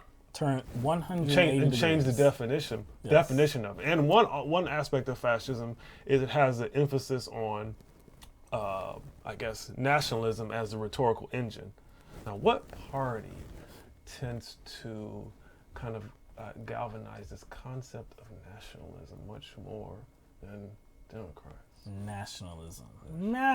Patriotism. Yes. Nationalism versus patriotism. Yes. Yeah. That's their form of patriotism. Right. Because we've talked about, especially when you're talking about the whole kneeling, the protest kneeling, while the national anthem is being played, and in response to that, we saw a lot of nationalists, people that didn't really want to confront problems that the United States of America has going on and has had going on for many years.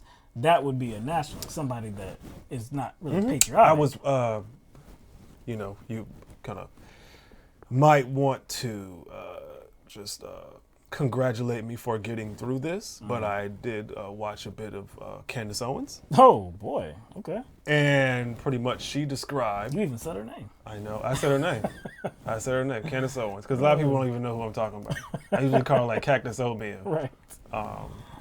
But I did watch a little bit of her show. And one of her recent shows, she had a disaffected imam on there to talk about how bad Muslims were. But during that conversation, she talked about liberals and or Democrats, even though those two don't always mean the same thing. But whatever, to them it is. And she talked about how the Democrats and liberals hate America. Okay. Hate America. All right. Because I guess liberals, progressives, whatever, tend to criticize America. Oh. That's just criticize the a state. Leftist thing. Yeah. To criticize. Criticize the state. So, one of the far right's premier voices kind of makes this case that people on the left hate America because they point out its flaws. So if you point out flaws of the United States, that means you hate America. So she's actually setting up this situation where the only way you can love America is to worship it unconditionally. That sounds kind of like fascist ideology, because fascist ideology is against the concept of individualism. The fascist concept of individuality or identity is directly tied to the state and the worship of said state unconditionally. Now, what does that sound like? Whose political ideology does that sound like?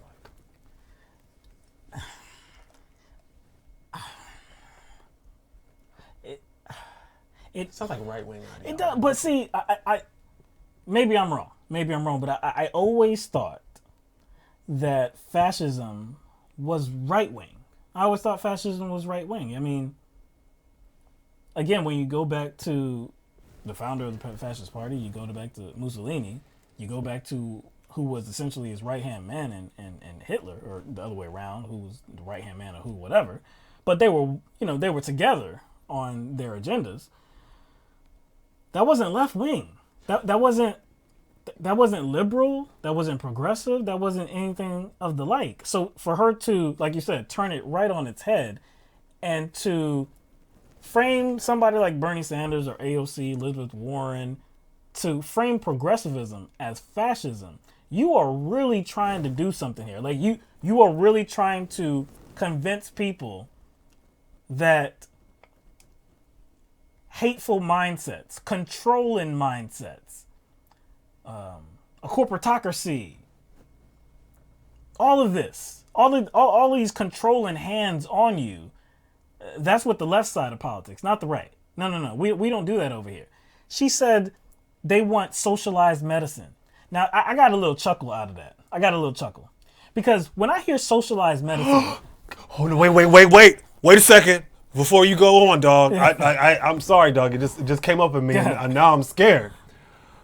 Because we got to worry about Canada, dog. Yeah, they right there. And there's not a wall. And it's not a wall. So we... But really, socialized medicine. Think about that term. Socialized medicine.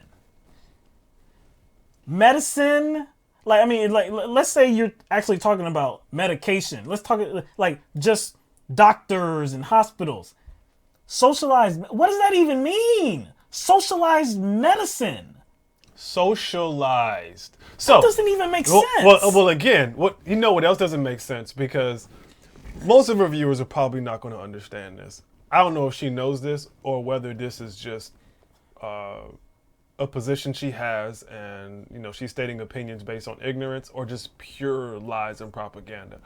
But you're not realizing that when you are referring to a fascist, because that's what the dog whistle here. She didn't say fascist, but that's what she's dog whistling here by bringing up Benito Mussolini. She name drops Mussolini.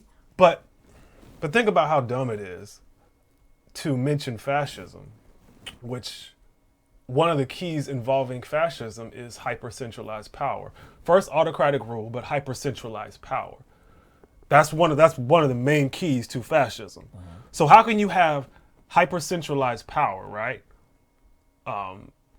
And also have big government. Because that's what she said. They want big government, big government. Well, that's the opposite of fascism, because fascism requires hyper-centralized power. You're talking about a dictatorship. You're talking about dictatorship. Totalitarian government. Which is opposite of big government. Usually when governments go into kind of a fascist descent, the government gets smaller. Now, who always advocates for a smaller, minuscule, tiny government? Yep. And they never talk about like that particular type of government being less powerful. They just want it smaller. They want it in a few hands. That sounds kind of fashy to me. And the people that they're trying to attribute this fascism on, like Bernie Sanders and Elizabeth Warren, these are people that, when you're talking about like a democratic society, you're talking about increasing voter turnout. No. That's fascist. That's fascist. Getting rid of gerrymandering. That's exactly what Hitler would have done. Getting and rid of Mussolini. corruption in politics. That's fascist. Wait. What about immigration? Nativism? What party supports that? What Xenophobia. ideology, for the most part, supports that? Again, I always thought that was the right, but she just educated me. So both Hitler and Benito Mussolini, both of them tried to purge society of gay people. Yep. I wonder what party. Damn. It's just. I don't know. I can't think of a party that kind of has the same message and ideology. She said a mouthful. And where she goes again with the socialized medicine and saying that, these leftist fascists, they want a complete takeover of healthcare. There's already been a takeover of healthcare. The private healthcare industry has taken over healthcare. Now we want to rip it away from them because they don't have profit motive. Exactly. Because of the profit motives, they don't have our best interests in mind or in heart at all. So yes, we do want to replace them. Well, actually not replace them, just remove them out of the equation. That's really what the agenda is. But a complete takeover of healthcare. I don't see any politicians saying, man, the government completely took over my healthcare. I don't see Medicare recipients saying, damn it, damn this Medicare, damn this government. They took over my healthcare, man. You never see that whatsoever. Again, if Medicare for all and this push to bring us into the 21st century, to bring us into the industrialized world and actually take care of everybody on the healthcare front, if that's socialism, then how is Medicare, just Medicare, how is that not socialism? And why don't we see these Republicans and these conservatives bad-mouthing it in the same way?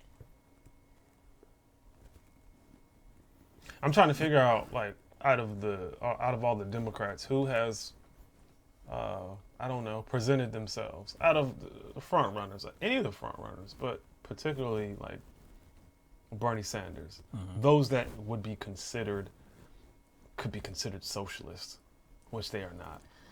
Alexandria Ocasio-Cortez, they are capitalists that just want a social safety net. That's it. That's it. But I'm trying to figure out which one has presented themselves as some sort of autocratic leader. Like which one of those have Mussolini presented themselves as an authoritarian? Like you're talking about people that wanted an ethnic cleansing, man. That's a part of it too, because they have to worship the leader. There's one person right now that kind of presents themselves to be that, and that's Donald Trump. You know what I'm saying? Because he's that. You know what I think of? I think of what's the zombie show that we watch? Dead? Yeah, Walking Dead. Yeah. I think of Negan. We Are Negan. That's kind of like what like MAGA support reminds me of. MAGA, you know what I'm saying?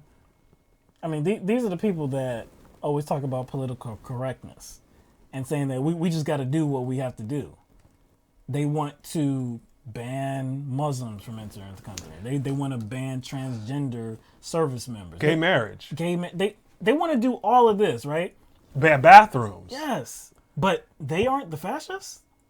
They aren't the fascists. The people that are really speaking to everybody's human rights and equal rights, they're the fascists.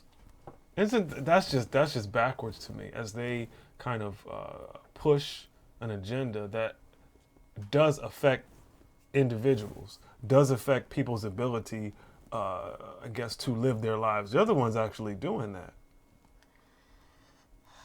No, this is some serious projection, man. This is not just somebody that was just invited, somebody that's invited there from time to time, just somebody that says, man, you know what? Dude, if Diamond and Silk had said the same damn thing, this wouldn't even be a segment. This wouldn't even be a segment because Diamond and Silk says really stupid things. Now, there's certain times that we have covered them when it's like so stupid where it's like, oh my gosh, like that's funny. And we treat it as such, like where it's actually comedy. Like this isn't funny. This is the head. Yeah. This is the spokesperson of the Republican National Committee. She's supposed to be a serious person. She's supposed to be a serious person. And she's here linking Democratic presidential candidates to Mussolini. Interesting, though. Benito Mussolini's granddaughter is very, very, very active on Twitter. Yep. She recently got into a little spat with Jim Carrey, which is kind of funny. Y'all should look for it. Yep. Yeah, that was funny. But do you know who Benito Mussolini's granddaughter supports? Take a wild guess. It'd have to be somebody like Bernie. Just like her daddy. Get it from her daddy. No, Benito Mussolini's granddaughter supports Donald Trump. Profusely. And obviously, it's one of those, you don't want to, do this whole guilt by association type thing. But it's not one of those cases, because if you go look at her Twitter, it doesn't seem that she has gone beyond the mindset of her grandfather. It seems that she's kind of carried on that legacy. If you go look at her Twitter feed, I do think it's interesting that the chairman for the Republican National Committee, spokesperson, for the Republican National Committee, would kind of point the finger at the other party and associate them with Benito Mussolini when Benito Mussolini's granddaughter supports the current president of the United States. You're doing too much, man. This is what I'm saying, man. Demagogues. Now, we talked about bullshitting on this show earlier as well. Some people, actually, I would say most people realize approaching adulthood, high school years. Because I remember, taking tests, writing essays. I remember how I came upon like the art of bullshitting. You take some relevant pieces of information, you take some facts, and then you go outward. You know, but it has to be. There has to be a core. There has to be a core. It has to be baked in some kind of facts. Okay, so you take like a truth, right? Yes. And you take that one truth, but that truth you don't give. It doesn't have any context. It's just a talking point, and then you surround your ideology and your agenda. You frame that ideology around that one little nugget of truth. Yeah. You know what I'm saying? But you would have to understand other things as well to be able to sell that. How could you sell that the left side of politics, liberals, Democrats, progressives, how could you sell that they're actually the true fascists? Because true fascists are about inclusiveness. True fascists. She's totally rewritten what fascism is. Completely. Mussolini and Elizabeth Warren. Side by side. Same Z's. All right. One more. FCC information.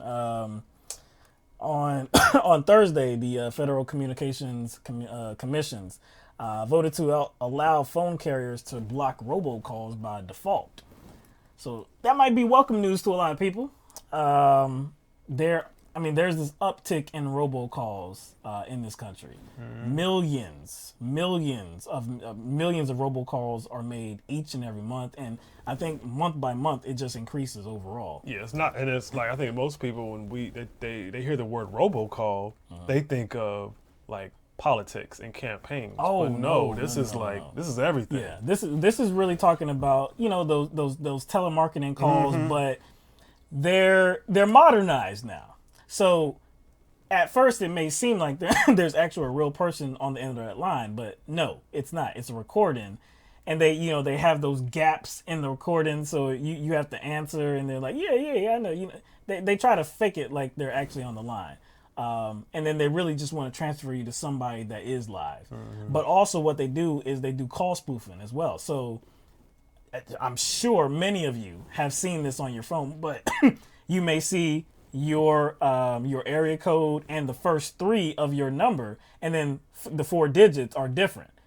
So it makes it like it's a local call. Yeah, it's a local call coming in. It may be somebody you know or something. So it's a higher chance that you might pick up that phone and hear what somebody has to say. These numbers rotate. Yep. So it's like you block one. Yeah, there may be anything. 10 different numbers, but if you let it go to voicemail, it's the same message, the same person, but from 10 different numbers. Right. Look, again, I don't think my situation is different from a lot of people. I block numbers all the time. It does not matter because they just choose another number and they call you. I've pressed whatever number 1 or 9 or whatever to opt out to get on the do not call list. It doesn't work whatsoever. So that's what the FCC is, I guess, trying to address. Phone carriers will also have the ability to block all phone numbers that are not on a pre-approved list by the customer. So the FCC chairman, Ajit Pai, he wrote in USA Today, we expect phone companies will move quickly to use this tool and help consumers block unwanted robocalls. Among other things, default call blocking will reduce the cost of handling the robocalls that flood their networks and save them grief by limiting customer complaints. Because there have been many customer complaints, people calling their congressperson and saying that, something needs to be done about this. I keep getting these calls. I keep opting out. I keep saying, put me on do not disturb or do not call list. It doesn't work whatsoever. And like I said, it's just ticking up. It's just ticking up. There's just more and more and more and more and more. You know who's against this bill? Trade group representatives. Trade groups that represent debt collectors and banks. Oh, really? Yes, they're against this. The ones that are, doing the most. Doing the most. But it does make me chuckle because you know what they're doing, right? They're incidentally kind of admitting, right?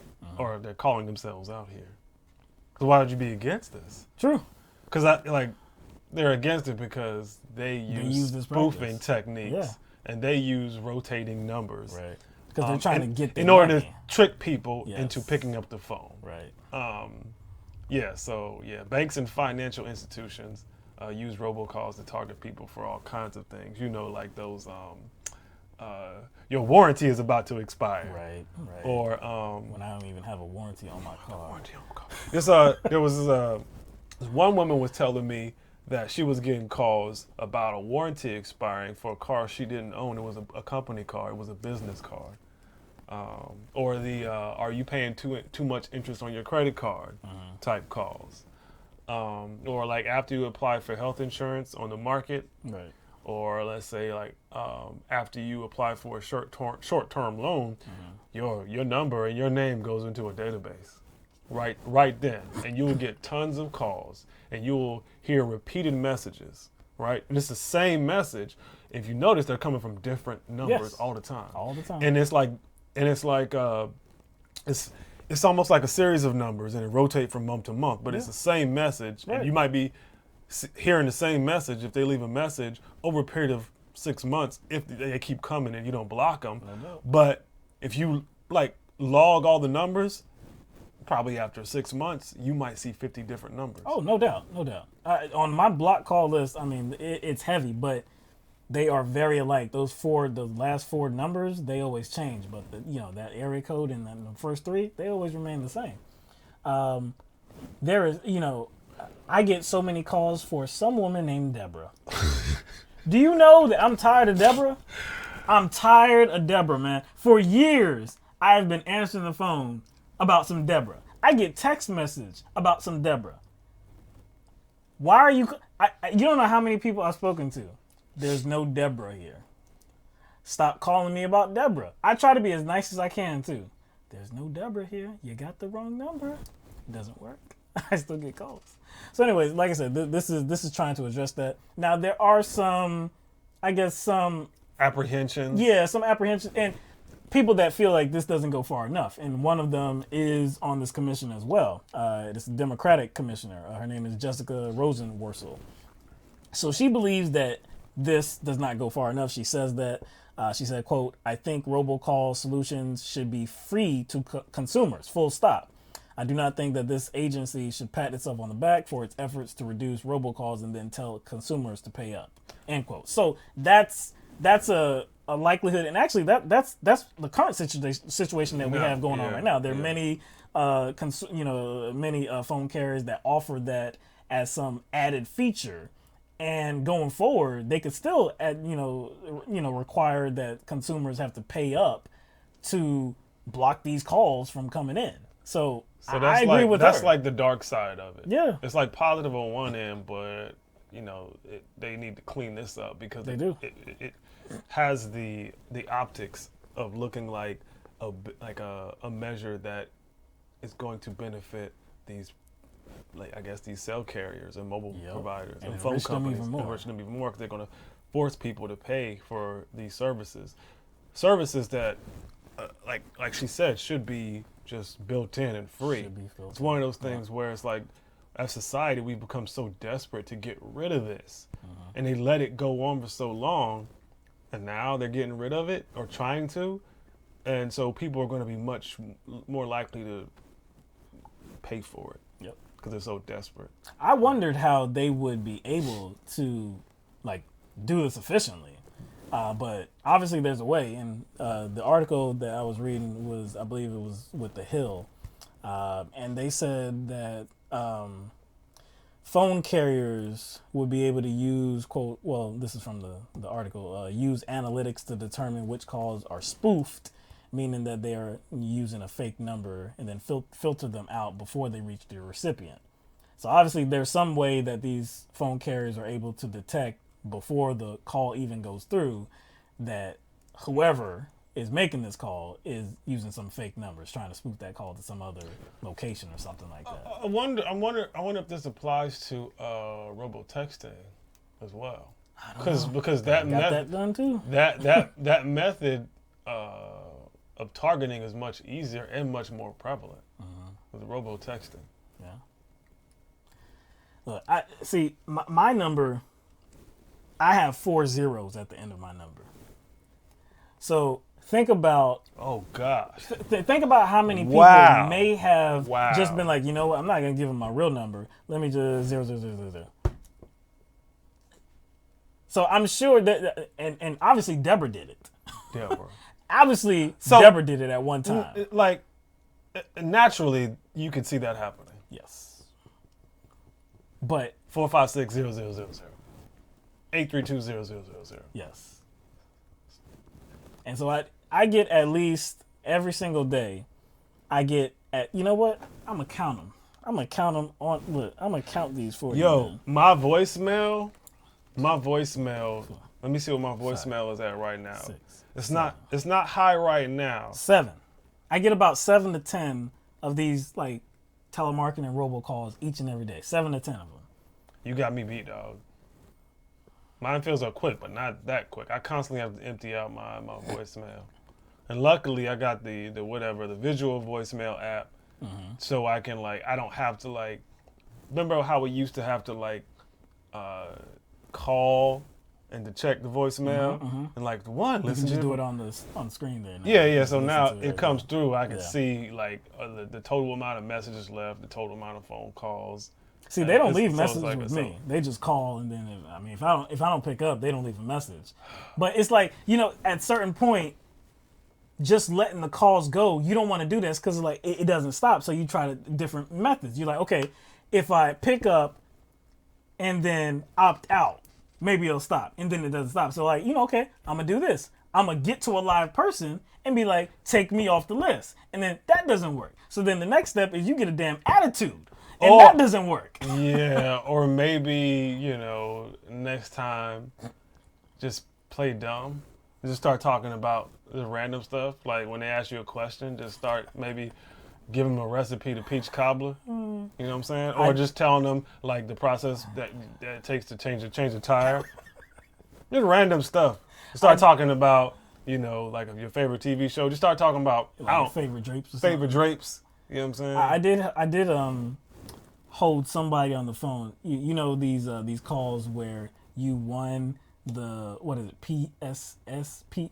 PCH the what is it called now, the Publishers Clearinghouse. Yeah. Oh, PCH, man. Yeah, you won the Publishers Clearinghouse, right? So I get these calls and they're always from Jamaica, right?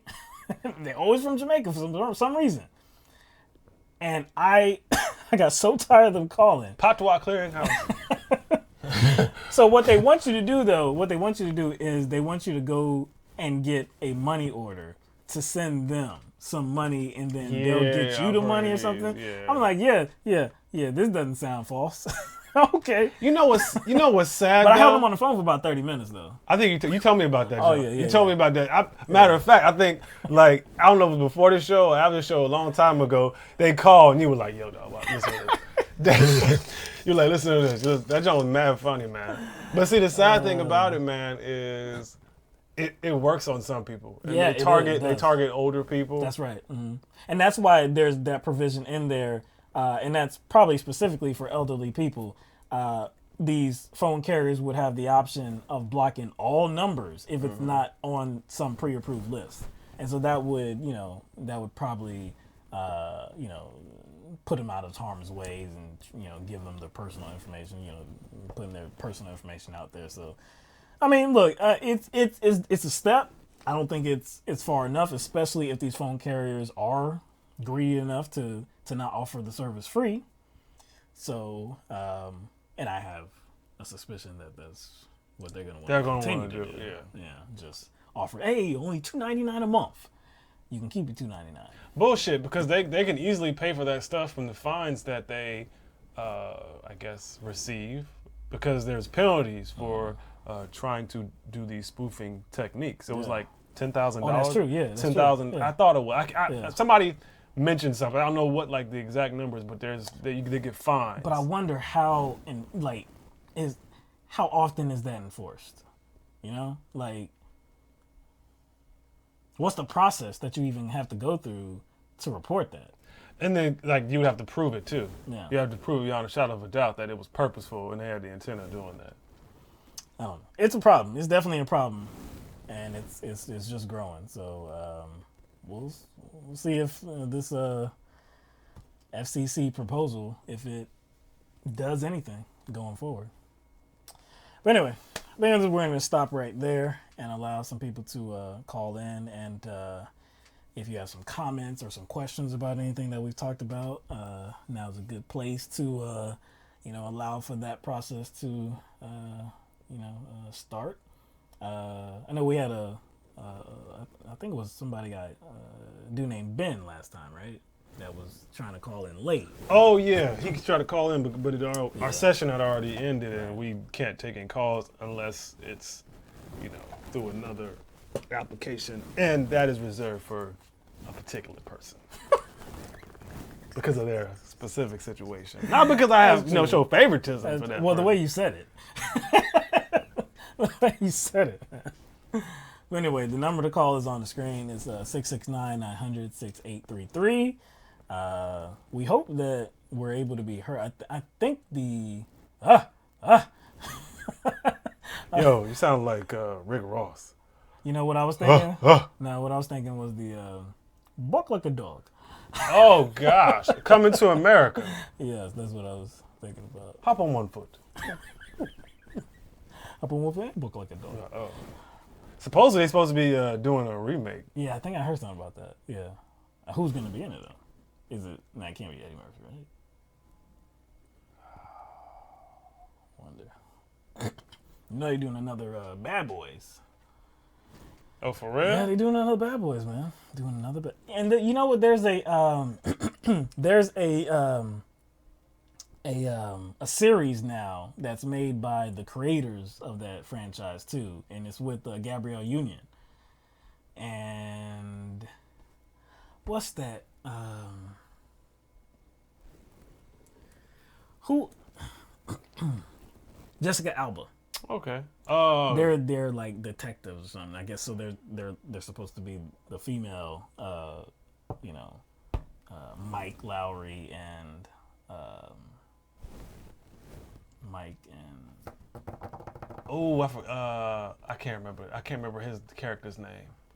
But man, what? Can't remember his name. Oh man, I But don't know. it's not like supposed to put them in their place, but you can tell that's what it is. It's like the same kind of thing. Same kind of. Yeah. I don't know if they're in the same city, Miami. I'm not sure. But yeah, I think it's called. Hopefully. No, it's LA. I think it's called LA's Finest or something like that. Okay. Yeah, I think it's called LA's right. Finest. Yeah. I haven't seen any of it though. The previews did not. Didn't impress you? No, it didn't look. Is so the previews don't get you? Yeah. It's a hard sell, man. Yeah, I didn't. Because the previews are supposed to take like highlights of something, Yeah. the most interesting parts of something. The way that's what they're trying to be. They were in the convenience store talking to the employee, and I can't remember which one of them said it. Was like, yeah, and give me what was Martin's line, I think. Martin's line, he's like, yeah, and give me I can't remember what product he wanted though. You remember because they were arguing in the store, and then the employee pulled out a gun, and then they pulled out their guns on him. Yeah. And then at the end of the scene, he's like, I think Martin he asked for something, and then the other one was like, yeah, and give me. I can't remember. No, I can't remember what it is. I can't remember what he said. There was I saw something. I can't remember where I was reading it at. And Skittles. Skittles. Yeah. I can't remember where I was reading That's that, what but there's she supposed said. to be some sort of like Django Unchained / Zorro movie. Like, yeah. Like Quentin Tarantino's combining those two things somehow. Like Okay. yeah. Okay. Other random shit before we start taking calls. Xbox, Microsoft, and Axe teamed up to make soap, body wash for gamers. Microsoft? Yeah, Microsoft. It's called Xbox. Have you seen the bottles? Yeah. They're teaming together. Yes, to make body wash. Xbox body wash. See? Yeah. Xbox body wash. Xbox body wash. If you see it. No, Yeah. I can't see that. No, Xbox body wash. Yeah, gaming lifestyle products. That's what they're calling it. Yeah, interesting. Xbox announced it's releasing a branded body wash for the sophisticated gamer who wants to move beyond the Jersey shower, whatever that means. Yeah, sophisticated gamer. Really? I think this appears to be a clever plan to get gamers to bathe. That's what that is. Gamers, wash up. I don't think it's gonna work. Like, wait a second. Like, I like put the game on pause. You're live, and you're gonna put the game on pause and take a shower, lather up. There is this new. Have you heard of a Stadia? Have you heard of that yet? It's Google. It's some new gaming platform now, but it's really not. It's not really like a platform. It's a streaming service. So they're trying to really revolutionize gaming. It's just going to be a streaming service, but it's going to be just like PlayStation or Xbox or whatever. It's going to have the same games or anything, stuff like that, but it's just going to be streamed. So a lot of people are critical about it. Like, well, I mean, the plan, I mean, Google says that it's going to work perfectly. They have the, I guess the infrastructure in place. They got servers all over the country, everything like that. But they said that they have the infrastructure in place and there won't be any bugs, any like, lagging and buffering and stuff like that. But when they kind of displayed it, and of course this was like it wasn't a release, but it was just kind of like hey, this is what it looks like. There was like significant problems. Of course, that wasn't like the finished product. If it works, it would be groundbreaking because the cost is way less than actually paying for like a PS3, PS4, whatever like that, or Xbox. And then also I believe with Xbox, I think there's a monthly cost to, Xbox Live. And I can't remember what it is. It might be like $20 a month, something like that. I can't remember. With PlayStation, it's just like, I think it's $50 for the year. But with this like Google Stadia thing, I think it's like $10 a month. So like I said, it would be much more cost effective. The only thing is if it actually works. You have to have a certain type of internet connection though. I think they want probably like the best internet connection. They say like for the best visuals, like 4K, you need to have I think 35 megabits per second. 35, which most people do not have. So, heck no. But gamers, good gamers, gamers are kind of a very fickle bunch. Yeah, and they want the best. Yeah, so gamers will shell out some money. Oh yeah, in order to That's true. All right, let's take our first caller. All right, so we're gonna go to 443. You are on the air live with LTMB. What's going on, fellas? It's Court. What up, Court? Good to hear from you, Court, man. What's up with you, man? Same old shit, different day. What's up? What you got for us, man? What's on your mind, man? There's always something on that mind of yours. So, first, let me address Jay. Like, I don't think he knew, like, I didn't think, he was like, there's no argument, which is, that's fine. You can say that there's no argument, that you shouldn't be able to chemically castrate someone ever. You can say that.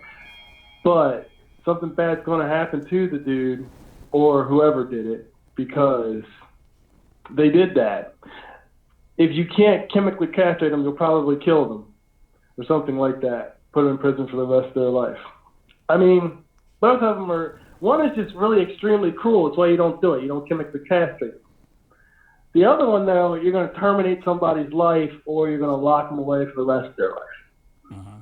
So, it was kind of a moot point. And to say that you can't really discuss it or that it shouldn't come in, it's going to come into conversation because once you let the genie, it's like nuclear weapons or something, right? Like once you let the genie out of the bottle, it doesn't go back in the bottle because you don't talk about it. So just to give anybody that wasn't present on the last stream on Tuesday, what of course talking about is we talked about in the state of was it Alabama? It was Alabama. Alabama. Yeah, that's right. So in Alabama, the state legislature, the House and the Senate, they passed some bill that would it would make it permissible, or actually it would mandate that anybody that is guilty of a sexual offense on somebody under the age of 13 they would have to undergo treatment, chemical castration treatment. So that's what we were talking about on the show on Tuesday, and just I guess how it would look, and what that would mean. And the court brought up some things that would probably be an extension of that, areas that they would be trying to go. And this bill was very vague, very ambiguous. There wasn't a lot of detail in it. So yeah, we just had a lot of conversation about that on Tuesday. Yeah, we didn't have a problem with the concept, but there was definitely some. We thought there was some.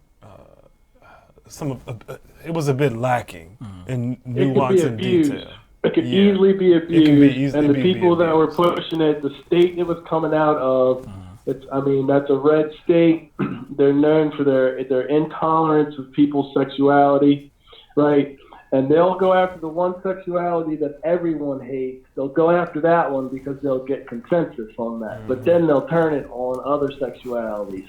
They might turn it on other groups of people. Yeah. They'll turn it on other sexualities, and then it's it's too late because you let the genie out of the bottle. You let them do it. Yep.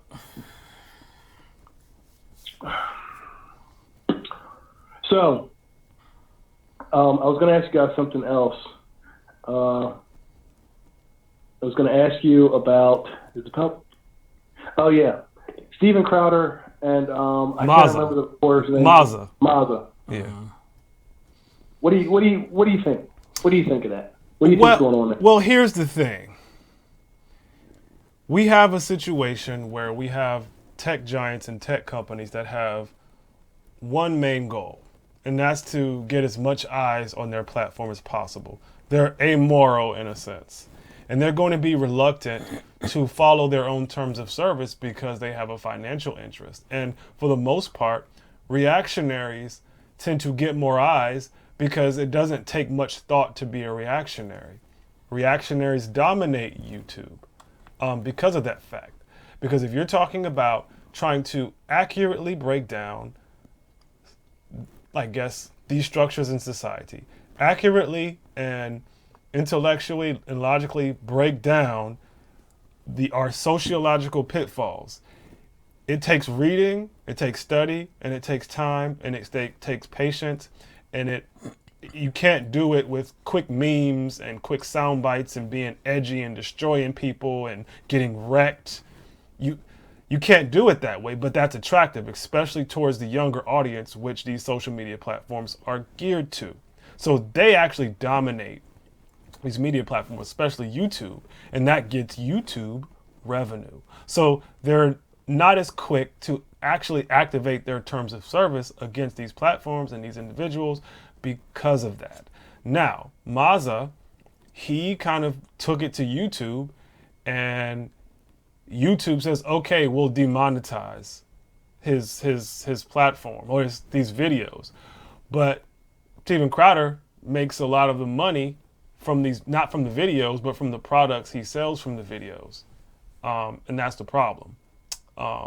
But another angle that I see is that there have been a host of, I guess, counter agents or channels that represent counter agents to this kind of these far right channels who've had their videos demonetized and their stations or their platforms taken down simply because they talked and they critiqued some of these far right channels and some of these reactionaries. So it's weird how YouTube will enact their terms of service for the response to bigotry, but not enact their terms of service for actual bigotry.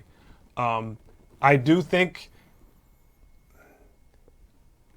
we should not center the conversation on a person who does have a bit of a soapbox like him, because he's a Vox contributor, Vox commentator. So I wish we would more focus on the smaller YouTubes that kind of suffered like him. I'm kind of on his side, but I still wish that it would be more focused on that, which is like the same thing that's happened to smaller YouTubers. What do you think about it, Court? Well, I feel like Steven Crowder is an antagonist, and he pushes a disingenuous argument most of the time. He'll humiliate people, like when he went and he tried to impersonate a transgendered person and get into a woman's locker room, or when he picked up day workers at Home Depot, drove them around, then told them that he was ICE, and then filmed them running from his car. He's an asshole, complete asshole. It's very disappointing that people on YouTube, that people in general find that to be entertaining. They find that to be somehow reassuring of humanity. And I feel like YouTube, Facebook, all these other social media platforms, like you said, Mike, they don't have a dog in this fight except for the money.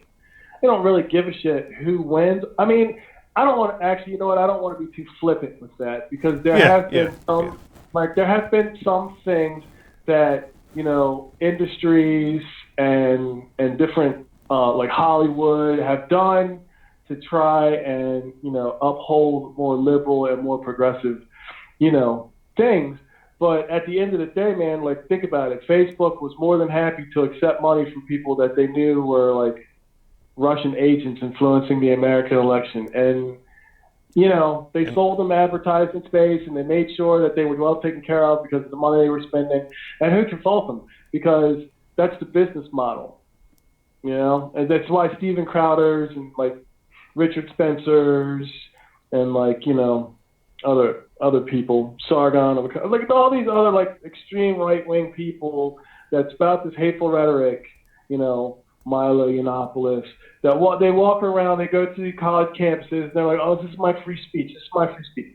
Their free speech is literally designed to make people want to kill something, namely you. You know what I mean? Their right to... free speech type ideology would not say this about ISIS. Guarantee you they would want a channel taken down if they were promoting ISIS. Yeah, they wouldn't protect their They free wouldn't. speech. They would not want YouTube to protect that speech. That's why it's kind of disingenuous, because it's unconditional for them, but it's conditional for everyone else. But see, YouTube, they like, I guess like the problem I have with what YouTube did is not what they did. It's still going. It's not what YouTube did, because Steven Crowder is not a redeemable figure. He gets no sympathy or anything like that. He is a bigot. He's an asshole, like Court said. His whole objective is to insult people, and he does it in very disingenuous ways as well. But anyway, hold on.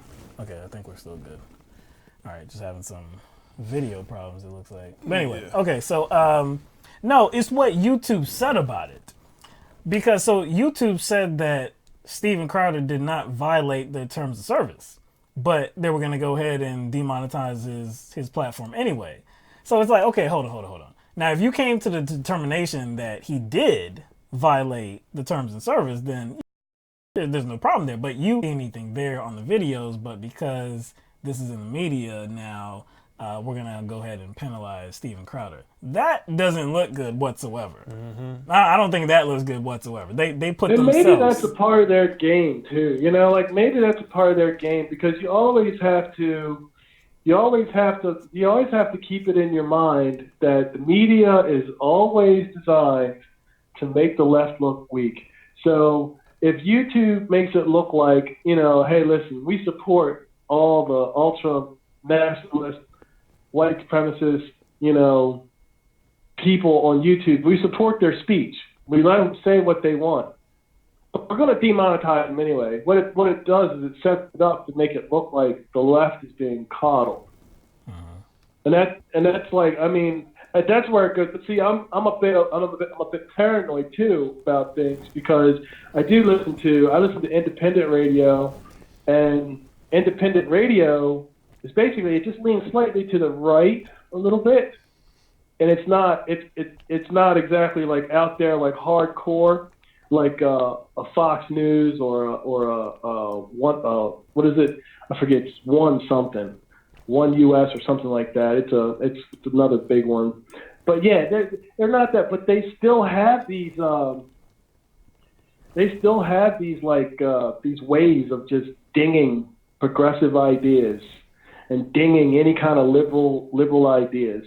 Like they use the word socialism as a pejorative. They constantly make sure that the Democratic candidate looks like they're confused or weak, or you know what I mean. Now some of them it kind of rolls off their back, like Bernie Sanders, Elizabeth Warren. You know, yeah, we know that they are really about what they say. But see, the rest of the country that doesn't pay attention, that is very effective in making people that want to help the middle class and the working poor, that's very effective in making them look weak and undesirable. And I think that's why YouTube and Facebook do shit like that, because it makes it look like, oh, guys, we understand that this is, you're just saying it like it is.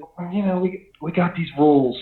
So we're gonna ding you a little bit for some money. I mean, if they really wanted to cut that shit out, they wouldn't allow ISIS to say shit. And they wouldn't allow, the white supremacists who call for violence to say shit. You know what I mean? Like, there would be no questions about, okay, Steven Crowder doesn't call for violence. He used homophobic slurs, and I feel like that should be enough. I feel like if anybody who wasn't Steven Crowder got on there and said a bunch of stuff like that, and somebody reported the video would be demonetized immediately. True. Like, there wouldn't be a big fuss about it. But Crowder, but Steven Crowder goes. He says, well, he calls himself that.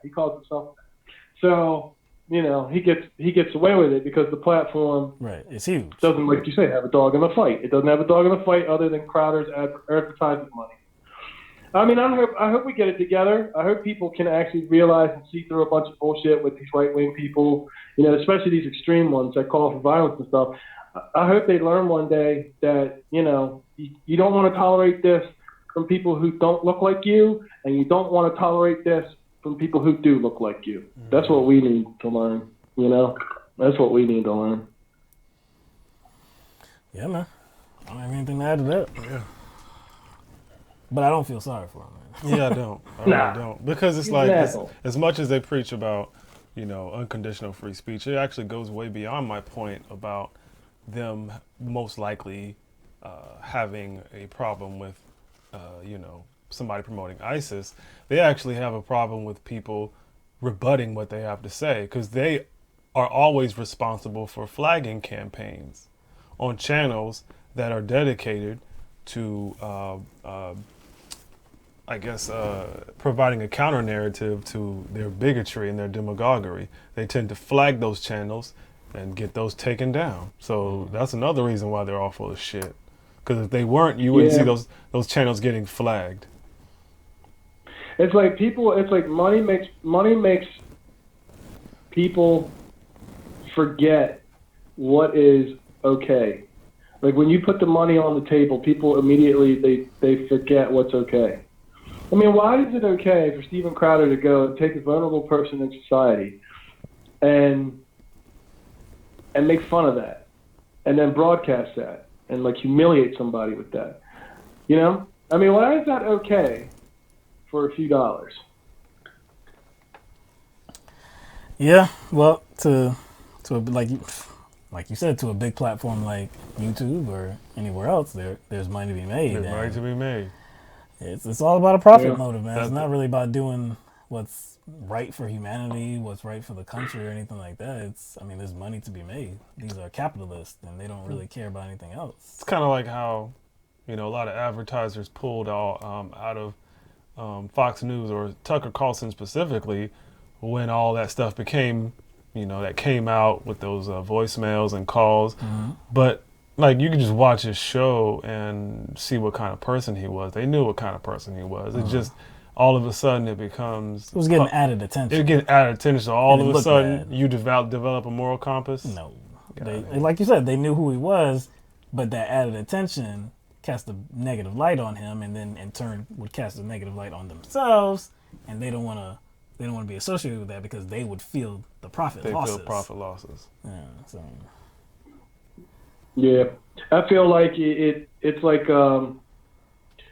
those corporations and those media giants, like what they do, what they hold, and they hold like the power to sway public opinion. And I guess that's what makes it so scary. Like, why do you support a Tucker Carlson for years and years and years? How long has he been on Fox News? Exactly. I mean, they don't even have to look at that. You can look at what's his name? You got Bill O'Reilly. How long did it take for him to get drummed out? And then Rush Limbaugh, and I mean all these Glenn Beck, and I mean all these different people who really just have been spewing this AM right-wing hatred for decades. Just ever since, really since the Clinton impeachment. Really, I mean maybe even because Reagan, everybody was happy with Reagan, and then after Reagan came Bush, and everybody was happy with Bush, but then came Clinton. And at the very thought of anything being helped out, then people got angry, and the media started to do that turn. And then now we have this completely corporate media that only worries about bottom line and what bleeds leads and shit like that. Entertainment media, man. Entertainment news media. That's what it is. That's why I can't stand TV. It's like, you watch TV, and it's like, it's the same shit. It's basically just, it's aspirational television, or it's some kind of like propaganda about something that most people like, pick your poison, medical field, law enforcement, military, it's just like these feel good stories about like how everything works out in the end, and we always get our guy. And it's vapid. You know what I mean? Like, it's vapid. It's like you just wanna not even. It's almost like it hurts to sit there and look at that shit half the time. And then that's why you get that shit. Is that something that can change? Because there's, I would guess that there's always going to be a profit motive when you're talking about news. When you're talking about journalism, there's always going to be that profit motive. So I don't think it changes. I'll tell you why. Because Einstein, I'm paraphrasing, he said that people who are like the average person is really, they don't follow things very well. They just won't. It's like they're not going to care if you show them like a better way to pay attention. They may have the potential to do it, but for the average person, just doesn't care. And for the above average, right, for the smarter, what they should do is use it to their advantage. Use that inability to focus. Use that inability to actually learn new things and follow things. Yeah. Use it to your advantage. And I think that's what our leaders do. We were having that one conversation about, the sociopaths. That's what our leaders do. They use their uncommon intelligence to their advantage. Not to help, but just to ensure their survival. And that's really sad. That's really sad, because that's kind of like what the world does. Like that's really, if you look at human history, that's kind of what happened.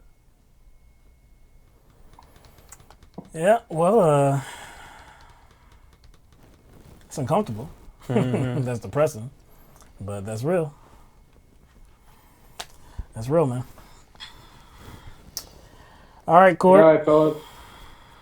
Thanks for calling in, bro. Once again. Always good hearing from you, man.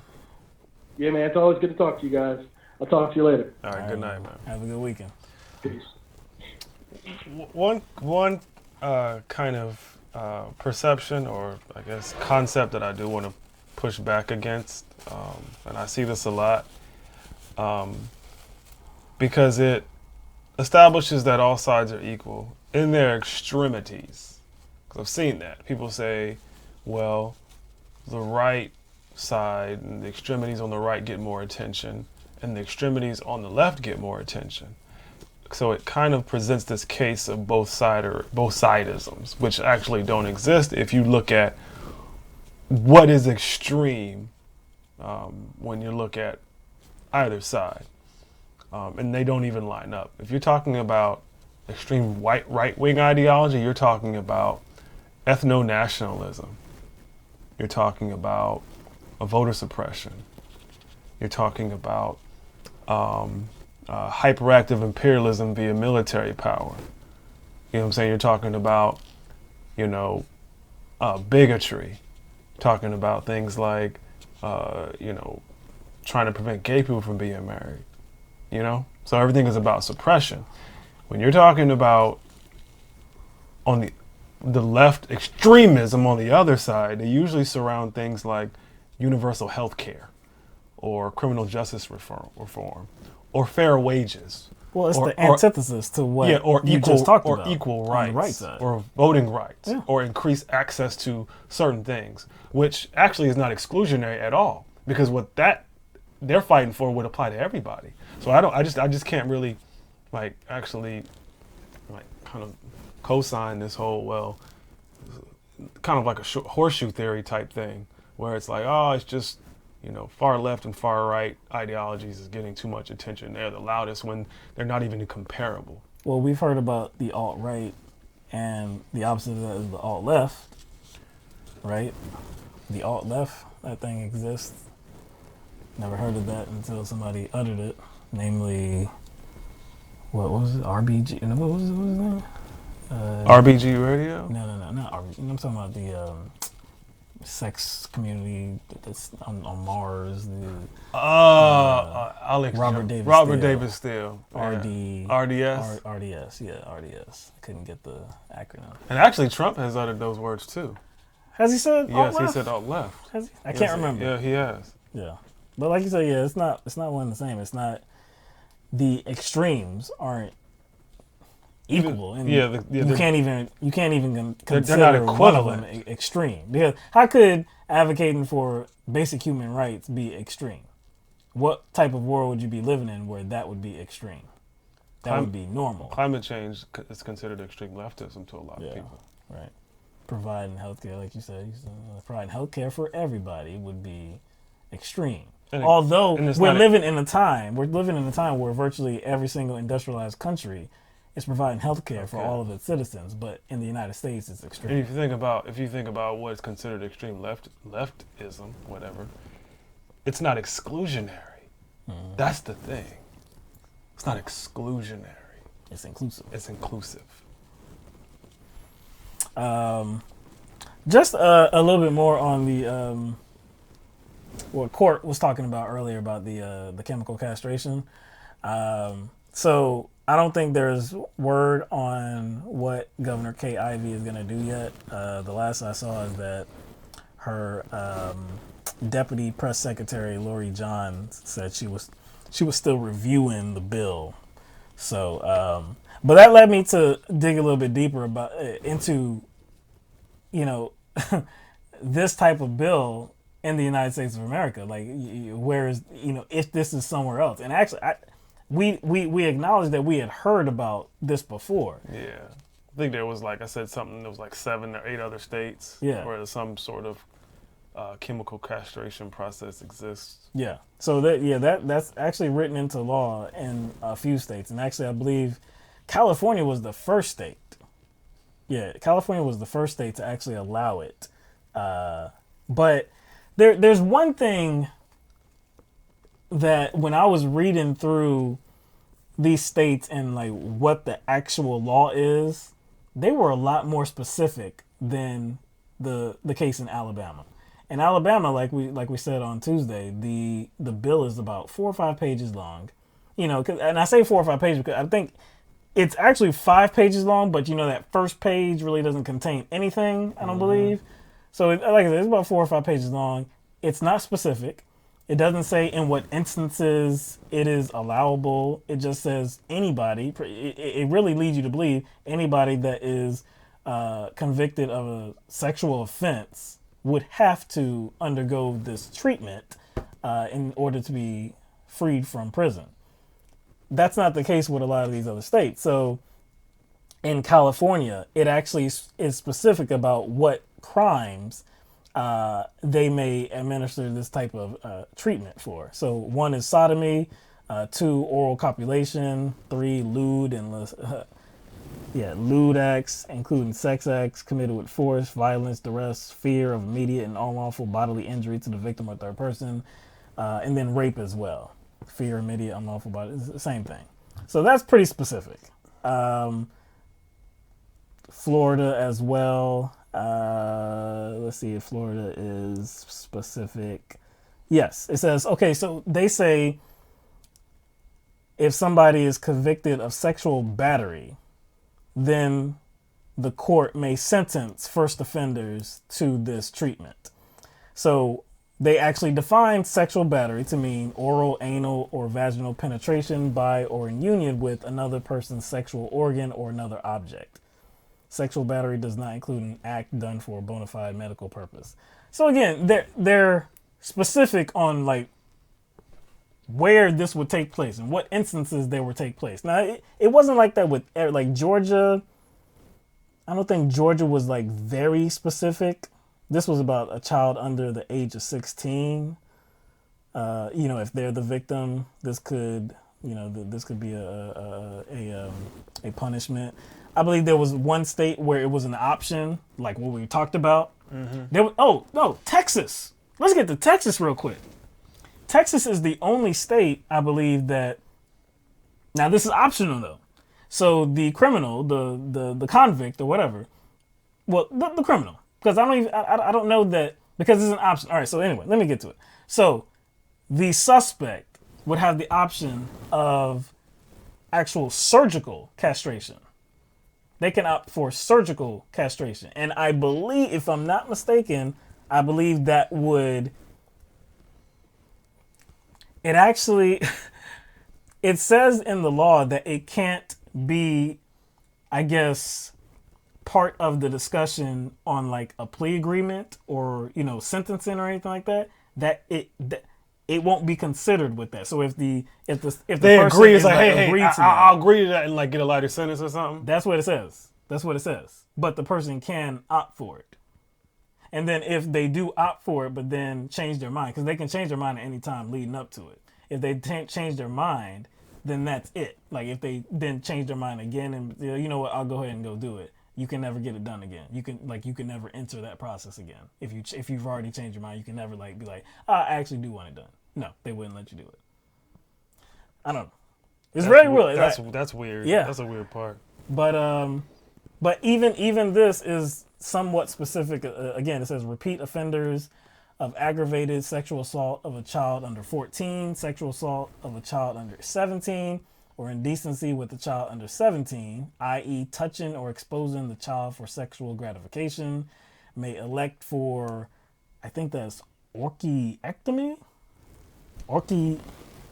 Where are you looking at? Right here. I never heard the word, but it's the surgical removal of the testicles. Orchiectomy? Orchiectomy? But it says, however, orchiectomy cannot be a condition of probation or parole. That's what I was talking about. And no official can consider an offender's decision to get the surgery as a factor in whether he should be released on probation or parole. So this is just somebody being like, yeah, I want it done. Yeah. Which probably is not usual whatsoever. But then Wisconsin as well, they have in Wisconsin that a serious child sex offender is someone convicted of having intercourse with a child under 13 or under age 16 for second degree assault. So like I said, there's things to consider when you're talking about this, because we were talking about where it may lead to, other areas where it may lead to. We were talking about side effects as well, osteoporosis, heart disease, things like that. But another one, one of the aspects of this that we were talking about was like, we need specifics on like who this would actually target. In Alabama, it seems that anything can be considered anything could be considered a sexual offense. And then you would have to do this. A first-time offender, you would have to go through this. So it could be as, I won't say trivial, but it could be as like, if you touch a booty, which again, reprehensible, behavior, no doubt. That's sexual assault, no doubt.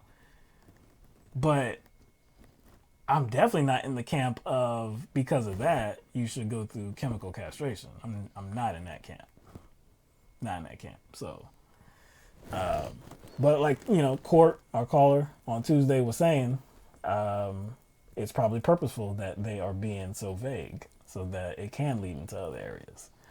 So, and I believe they would be the most vague of everything that I've seen.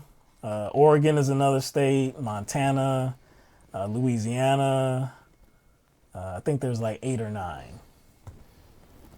So I think Alabama's would be the least specific. By a long shot. By a long shot, it would be the least specific. And you have to think that's by design. So, but that was interesting to, go through that, because I really didn't know what the laws were in other states regarding that issue. I really couldn't have told you that they were actually even on the books as a law for the state. Couldn't have told you that. So definitely learned something new. But yeah, I believe, like I said, in some of those states, it is like an option. And I think it's an option where if you choose that, you may get off of like having to serve a sentence. Yeah. That was not the case in Alabama. So anyway. But yeah, it's going to be interesting. Knowing now that there are other cases on the books, like there were other bills on the books in multiple states. It makes this one look egregious. Yeah. But I have no doubt now that Kay Ivey's going to sign it. Because it's not like she's going to be breaking ground. It's not like this is some new territory. Oh, true that. So I think she will definitely sign it. I think she'll definitely sign it. But unlike the other ones, because I think the other ones have actually stood up against a court challenge before. I can't remember. I don't know if it's been a challenge in every state, but I did see in the research that it has been challenged before. And it's withstood the challenge. But again, can it withstand the challenge being so vague? So vague. That's going to be interesting to see. All right. Let's see if we have any comments here. I think we have a super chat came through. Yeah, we do have some super chat activity. Trudy, I think Trudy's gone by now. I think I saw that she left. But thank you, Trudy. She said, betcha it's Bernie first night, Biden second to rebut. I don't know exactly what that's. I guess that's about the debates. Yeah, I guess splitting them up, in the debates, I guess. D. Scully, interesting show, fellas. I enjoyed it. Appreciate that, D. Yeah, Scully. no doubt, man.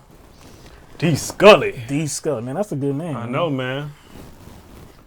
But yeah, we appreciate you being here and watching the show with everybody, man. Hope you come back for more. I don't think there was any other like small little things to address. Oh well, I guess I saw that Trump is thinking about issuing a national emergency, I believe.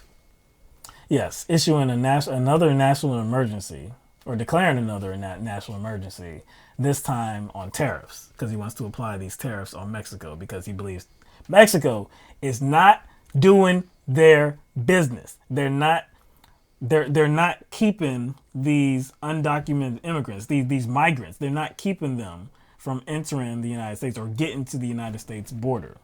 They're not doing their job. They should be doing more.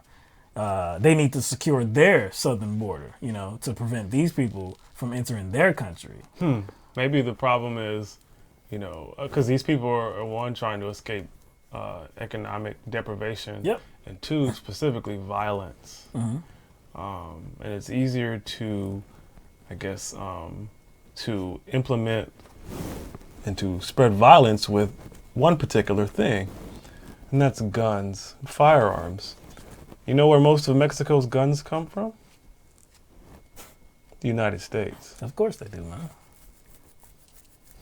But yeah, that's what he wants to do. He wants to implement these tariffs until Mexico agrees to do the right thing, I guess, and helps the United States decrease the numbers of migrants trekking across Central America into Mexico and eventually to the United States door.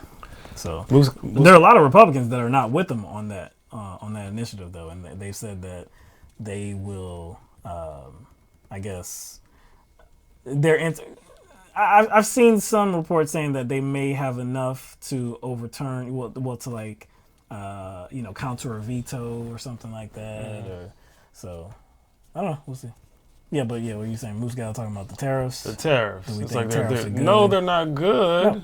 Nope. It's like in a compartmentalized economy, maybe, but we live in a global economy where, a lot of these countries, well, not just these countries, but we have a lot of there's a lot of countries that own our debt, and China is number one on that list. They own our debt. It's like, again, we live in a mixed and when I say mixed, I just mean everything is mixed up. All of our economy is mixed up with other countries. We live in a global economy. If everything was very compartmentalized and everything stayed within borders, maybe. But as it relates to Mexico too, if we're talking about Mexico and the tariffs, that would be really bad, especially for Mexico, because their economy is. And the thing is because of us. I mean, a lot their exports go to the United States of America. There's many companies where the goods that are being produced, they have to cross state. They have to cross the border lines many times before it actually is like the finished product. And that's how we set it up. Yeah. Because we kind of center our economy on consumerism. So we want cheap products, and the way to do that is to kind of export the manufacturer and export the labor, so the goods can be cheaper when they come in. But if you try to gain some leverage on these countries by applying a tariff, you're just hurting yourself, essentially, because that's the way we set the economy up. Because the countries don't have to pay the tariffs, the companies do. So all you're going to do is just raise the price on the things, and that's going to affect the businesses that are being supplied in the United States. He's thinking that he can really put a hurting on Mexico's economy by doing this, and then at that point they would have to come back to the table and be like, "Well, we'll do what you want us to do. We'll do something to keep these migrants away from your border." And I believe they're still talking. I don't know exactly who is here from Mexico, but I saw that they're in communication with the White House, trying to come to some agreement so that these tariffs do not actually get implemented. Forsaken companion X-Force, yes and yes. I can't really debate that. Yes and yes.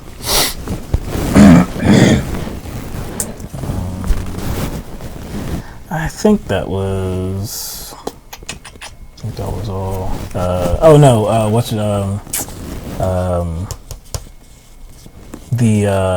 believe it's the House Judiciary Committee.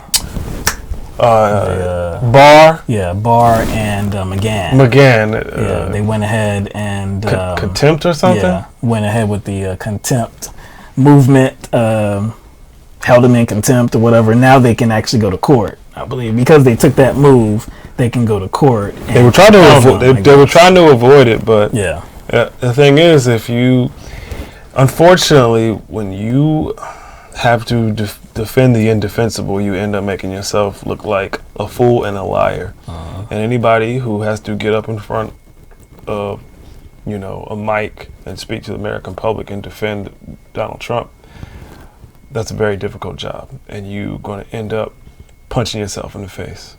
But basically going to end up cutting your foot off and sticking it in your mouth. And Sarah Sanders does that. And she has practice, though, because of her father. So, yeah, that's what Barr had to do. He had to get up and defend his boy. And if you actually, somebody on Twitter, I don't even remember who dude's name is, but he actually he made a graph where he put side by side Mueller's words with Barr's words. Mueller's words was Barr's words. Like in each instance, how Barr contradicted and or was being deceptive. You know what I'm saying? So Mr. Dead is saying that the volume has come back, and look at that. That's crazy, yo. No change in anything, man. Yeah, we didn't change any setting whatsoever. Yeah, and you noticed it, and he's been slowly trying to lower it Y'all can't see that, but Will's been slowly lowering it because of that, and it just can't. We haven't changed anything. Nothing. He said, "Yeah, the volume just jumped way up." Yeah. It's weird. No settings changed. That's weird, man. Probably some stupid smart technology. You know what I'm saying? That's weird. Other than that, I don't think there's anything else that we should be addressing right now. Not this second. Beginning of June, so next week. I don't know what the week's gonna hold for us. What this weekend is gonna hold for us. Something always pops off. Like we might have to talk about your boy Barr. I mean, maybe. Because there's probably going to be more further movement on that by next Tuesday. Trump will be back stateside. He needs to make sure he knows where he is because he was in Ireland. And he talking about the UK. Talking about the UK. I was like, bruh, you do realize there's separate countries. Damn. He was basically talking about their. Yeah. I'm like, dog. Ireland they're separate countries. They're not the same. I guess he sees a bunch of white people, and he thinks they're all the same. Yeah, they're white. Most people are white over here have the same thing. Even though there's like they hate each other. Number one. Exactly. That's a real tough relationship, and you're over here talking about the UK when you're in Ireland. They don't want to hear that. They don't want to hear that. That's a real talking about them as they're the same country. I was like, you're talking about Northern Ireland. They're with the UK, but not Ireland. Not Ireland. Again, man, this is the President of the United States. This was a tough show. I promise you, this was a tough show. Even preparing for it, it was a tough show. Tough show, man, because it was just too much tomfoolery. Oh yeah, you got to fit that word in. It was just too much. Trump's interview with Piers Morgan, Liz Harrington, spokesperson for the RNC, Mussolini. It's just too much, man. And like I said, every time that I look at Trump now and just the foolishness rolls off his tongue, it's that like. It's that repeated epiphany, where it's kind of like you're lifting out of your own body, and it's kind of like you're coming to a realization. It's like, this dude is president, man. Yeah, he says, because of the relationship with the UK, I really wanted to do this stop in Ireland because of the relationship I have with the people and with your prime minister. I'm like, you're not. Ireland does have a prime minister, but that's not who he was talking about. That's not who he was talking about.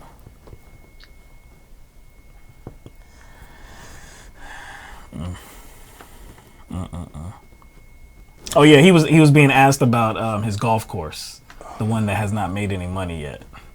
Yeah, if he was only there to like see things move forward in that regard.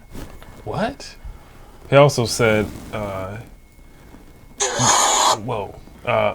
it will all work out for you with your wall, your border. We have a border situation in the United States, and you have one over here. Well, you know what? I saw more context to that because they were saying they don't want a wall. They don't want a wall. They don't want a wall. That's why I said. And he was like, "Oh, it'll work out. It'll work out. It'll work out." I'm like, they say they don't want one. I'm like, what do you? This is president, man. This is the president. Like, I'm telling you, when I look at him, it's just it's a fascinating thing that this guy became the president of the United States. The more and more time goes by, it's like it's like I see a foreign object in the suit. It's like, why is this body in this suit and in this position? This is weird. This is all off right here, man. If I was asleep in some coma for a really long time and I woke up to this,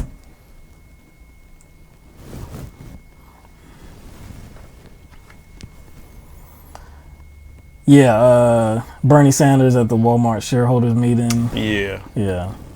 I believe he's doing some. Yeah, because he's trying to advocate for $15 an hour for Walmart, and he's gonna. I don't know if it's tomorrow or Saturday. He's supposed to be. I don't know if it's striking with some McDonald's employees.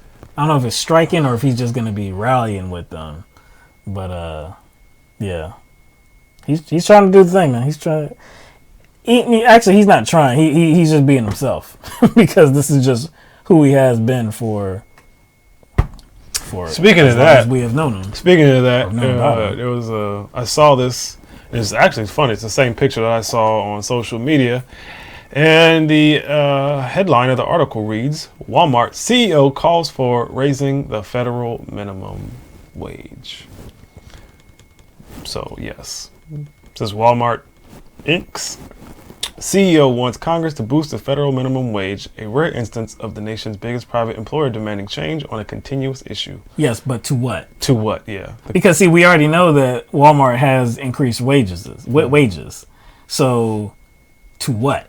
Wait. Because the minimum wage right now is because they raised it to $7.25. they raised it to 11. Exactly. But they offset that by closing a lot of stores. Yes. Those Sam's clubs. Mm-hmm. Yeah. Mm-hmm. Yeah. And they sold the properties. Mm-hmm. So yeah, I would want to know specifically like 15. What he advocated for that. Yeah. $15 an hour, huh? He said, well, campaign for a Democrat.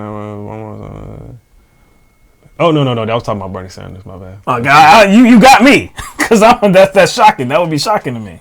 Wait. All we are saying to never mind. That's still Bernie Sanders' comments. See, this one.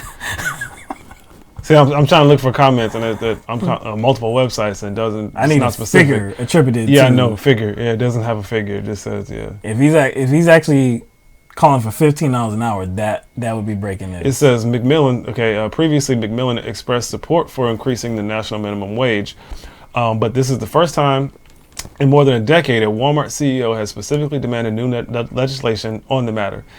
In considering a change, McMillan said federal lawmakers should take into account cost of living increases to avoid unintended consequences. Nah, again, see, you can't. That's a. My man's not feeling it. No, because that's an empty statement. He ain't having none of it. A conservative could be like, yeah, we need to raise the federal minimum wage. It's $7.25. What if they wanted to raise it to $7.75? Yeah, it just says that doesn't do anything. And another media platform, it says, let's say he's calling on Congress to raise it beyond $7.25 an hour, and that's it. Beyond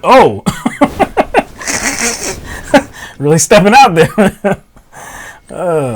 So, but it doesn't make any sense because the company's current $11 exactly is you know what I'm saying. So why would you call for a minimum wage? You're not above risking anything.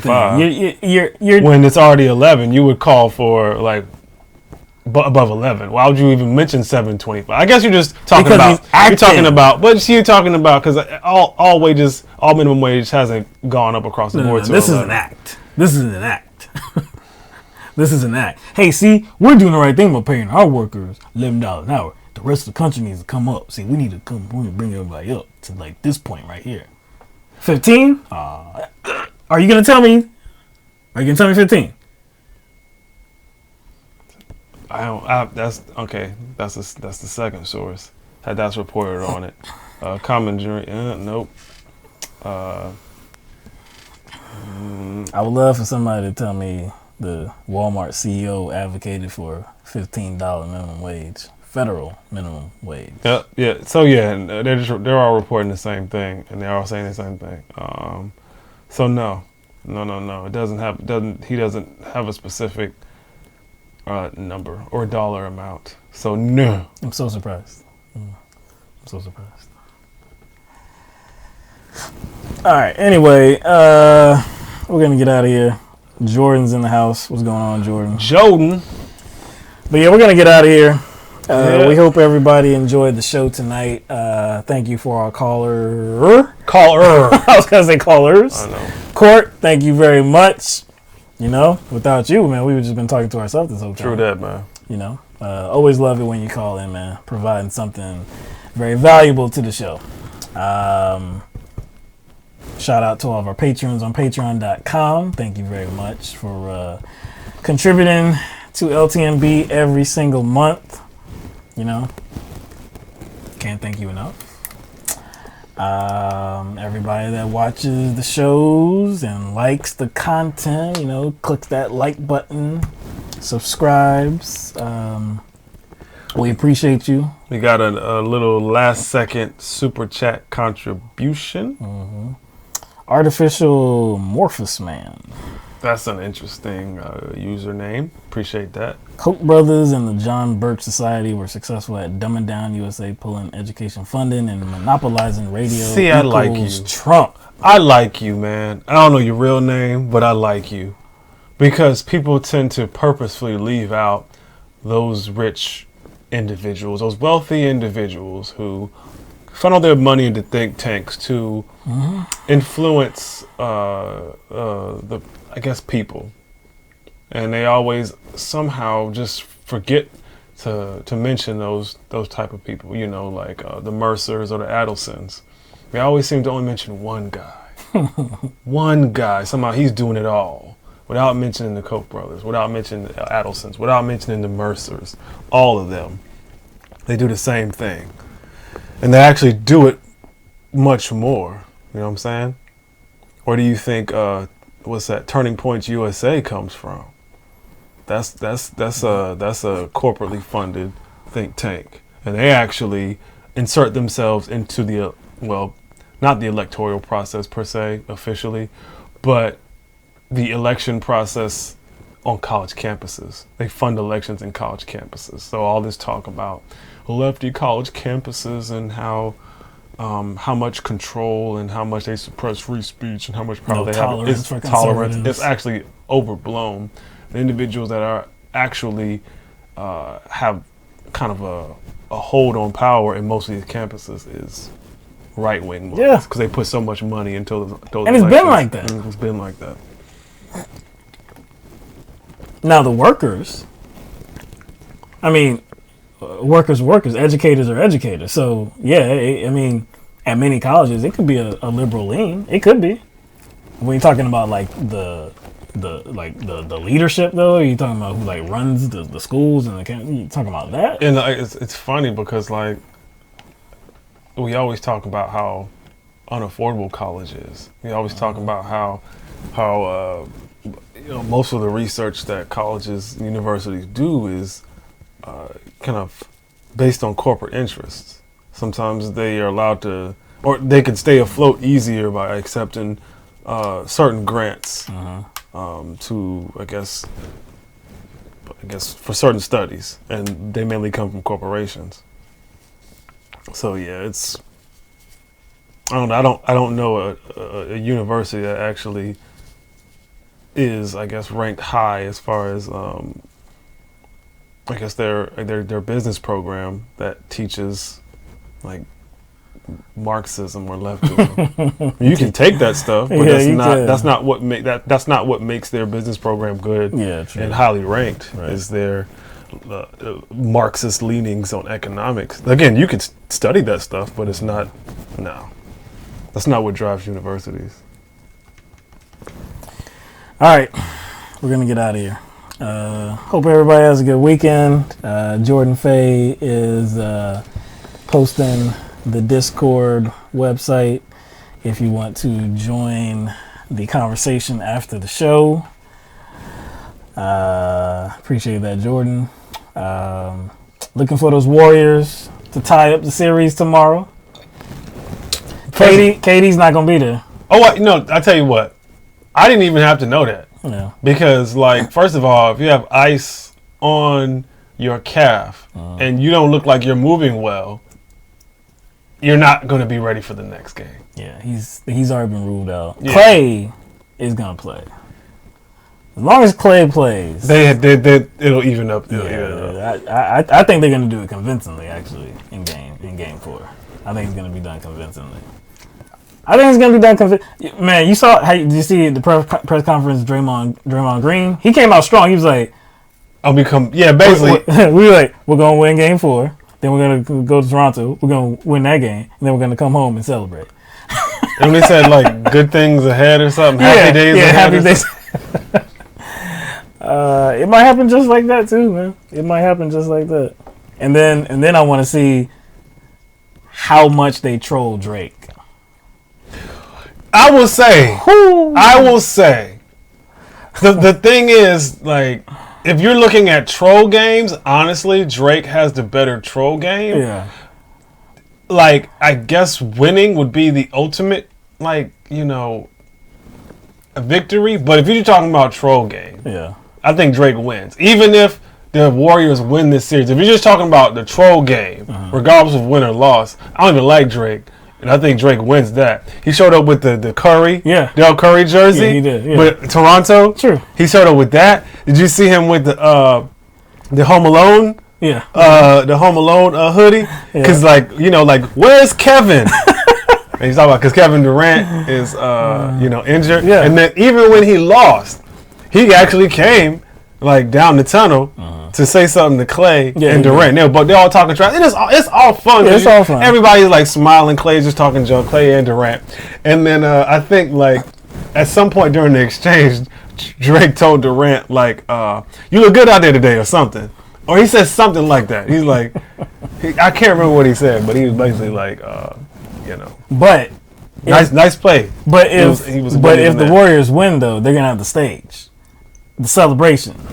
Oh no, in San Francisco, well, in Oakland, they're gonna have the celebration. Oh yeah, they're gonna have a lot of stuff. You know, it's gonna be in their streets, in their clothing, everywhere. It's gonna be and most likely, a lot of it is not even gonna be.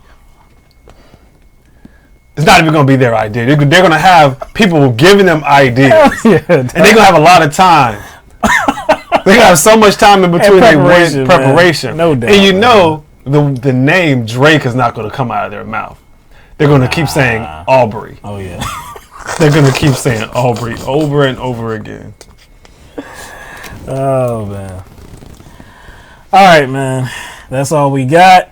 Again, appreciate everybody, you know, following along for tonight, joining the stream, joining the chat section. Oh yeah, you know, I don't want to forget there was another late entry to the super chat. Chris Kelly said, "Great show, thank you very much, Chris Kelly. Appreciate you being here, man. Damn. Everybody, man, take care, man. Have a good night. Have a good weekend. We'll see you in just a few days next week, Tuesday, 7 p.m. Eastern Standard Time. All right, everybody, peace out."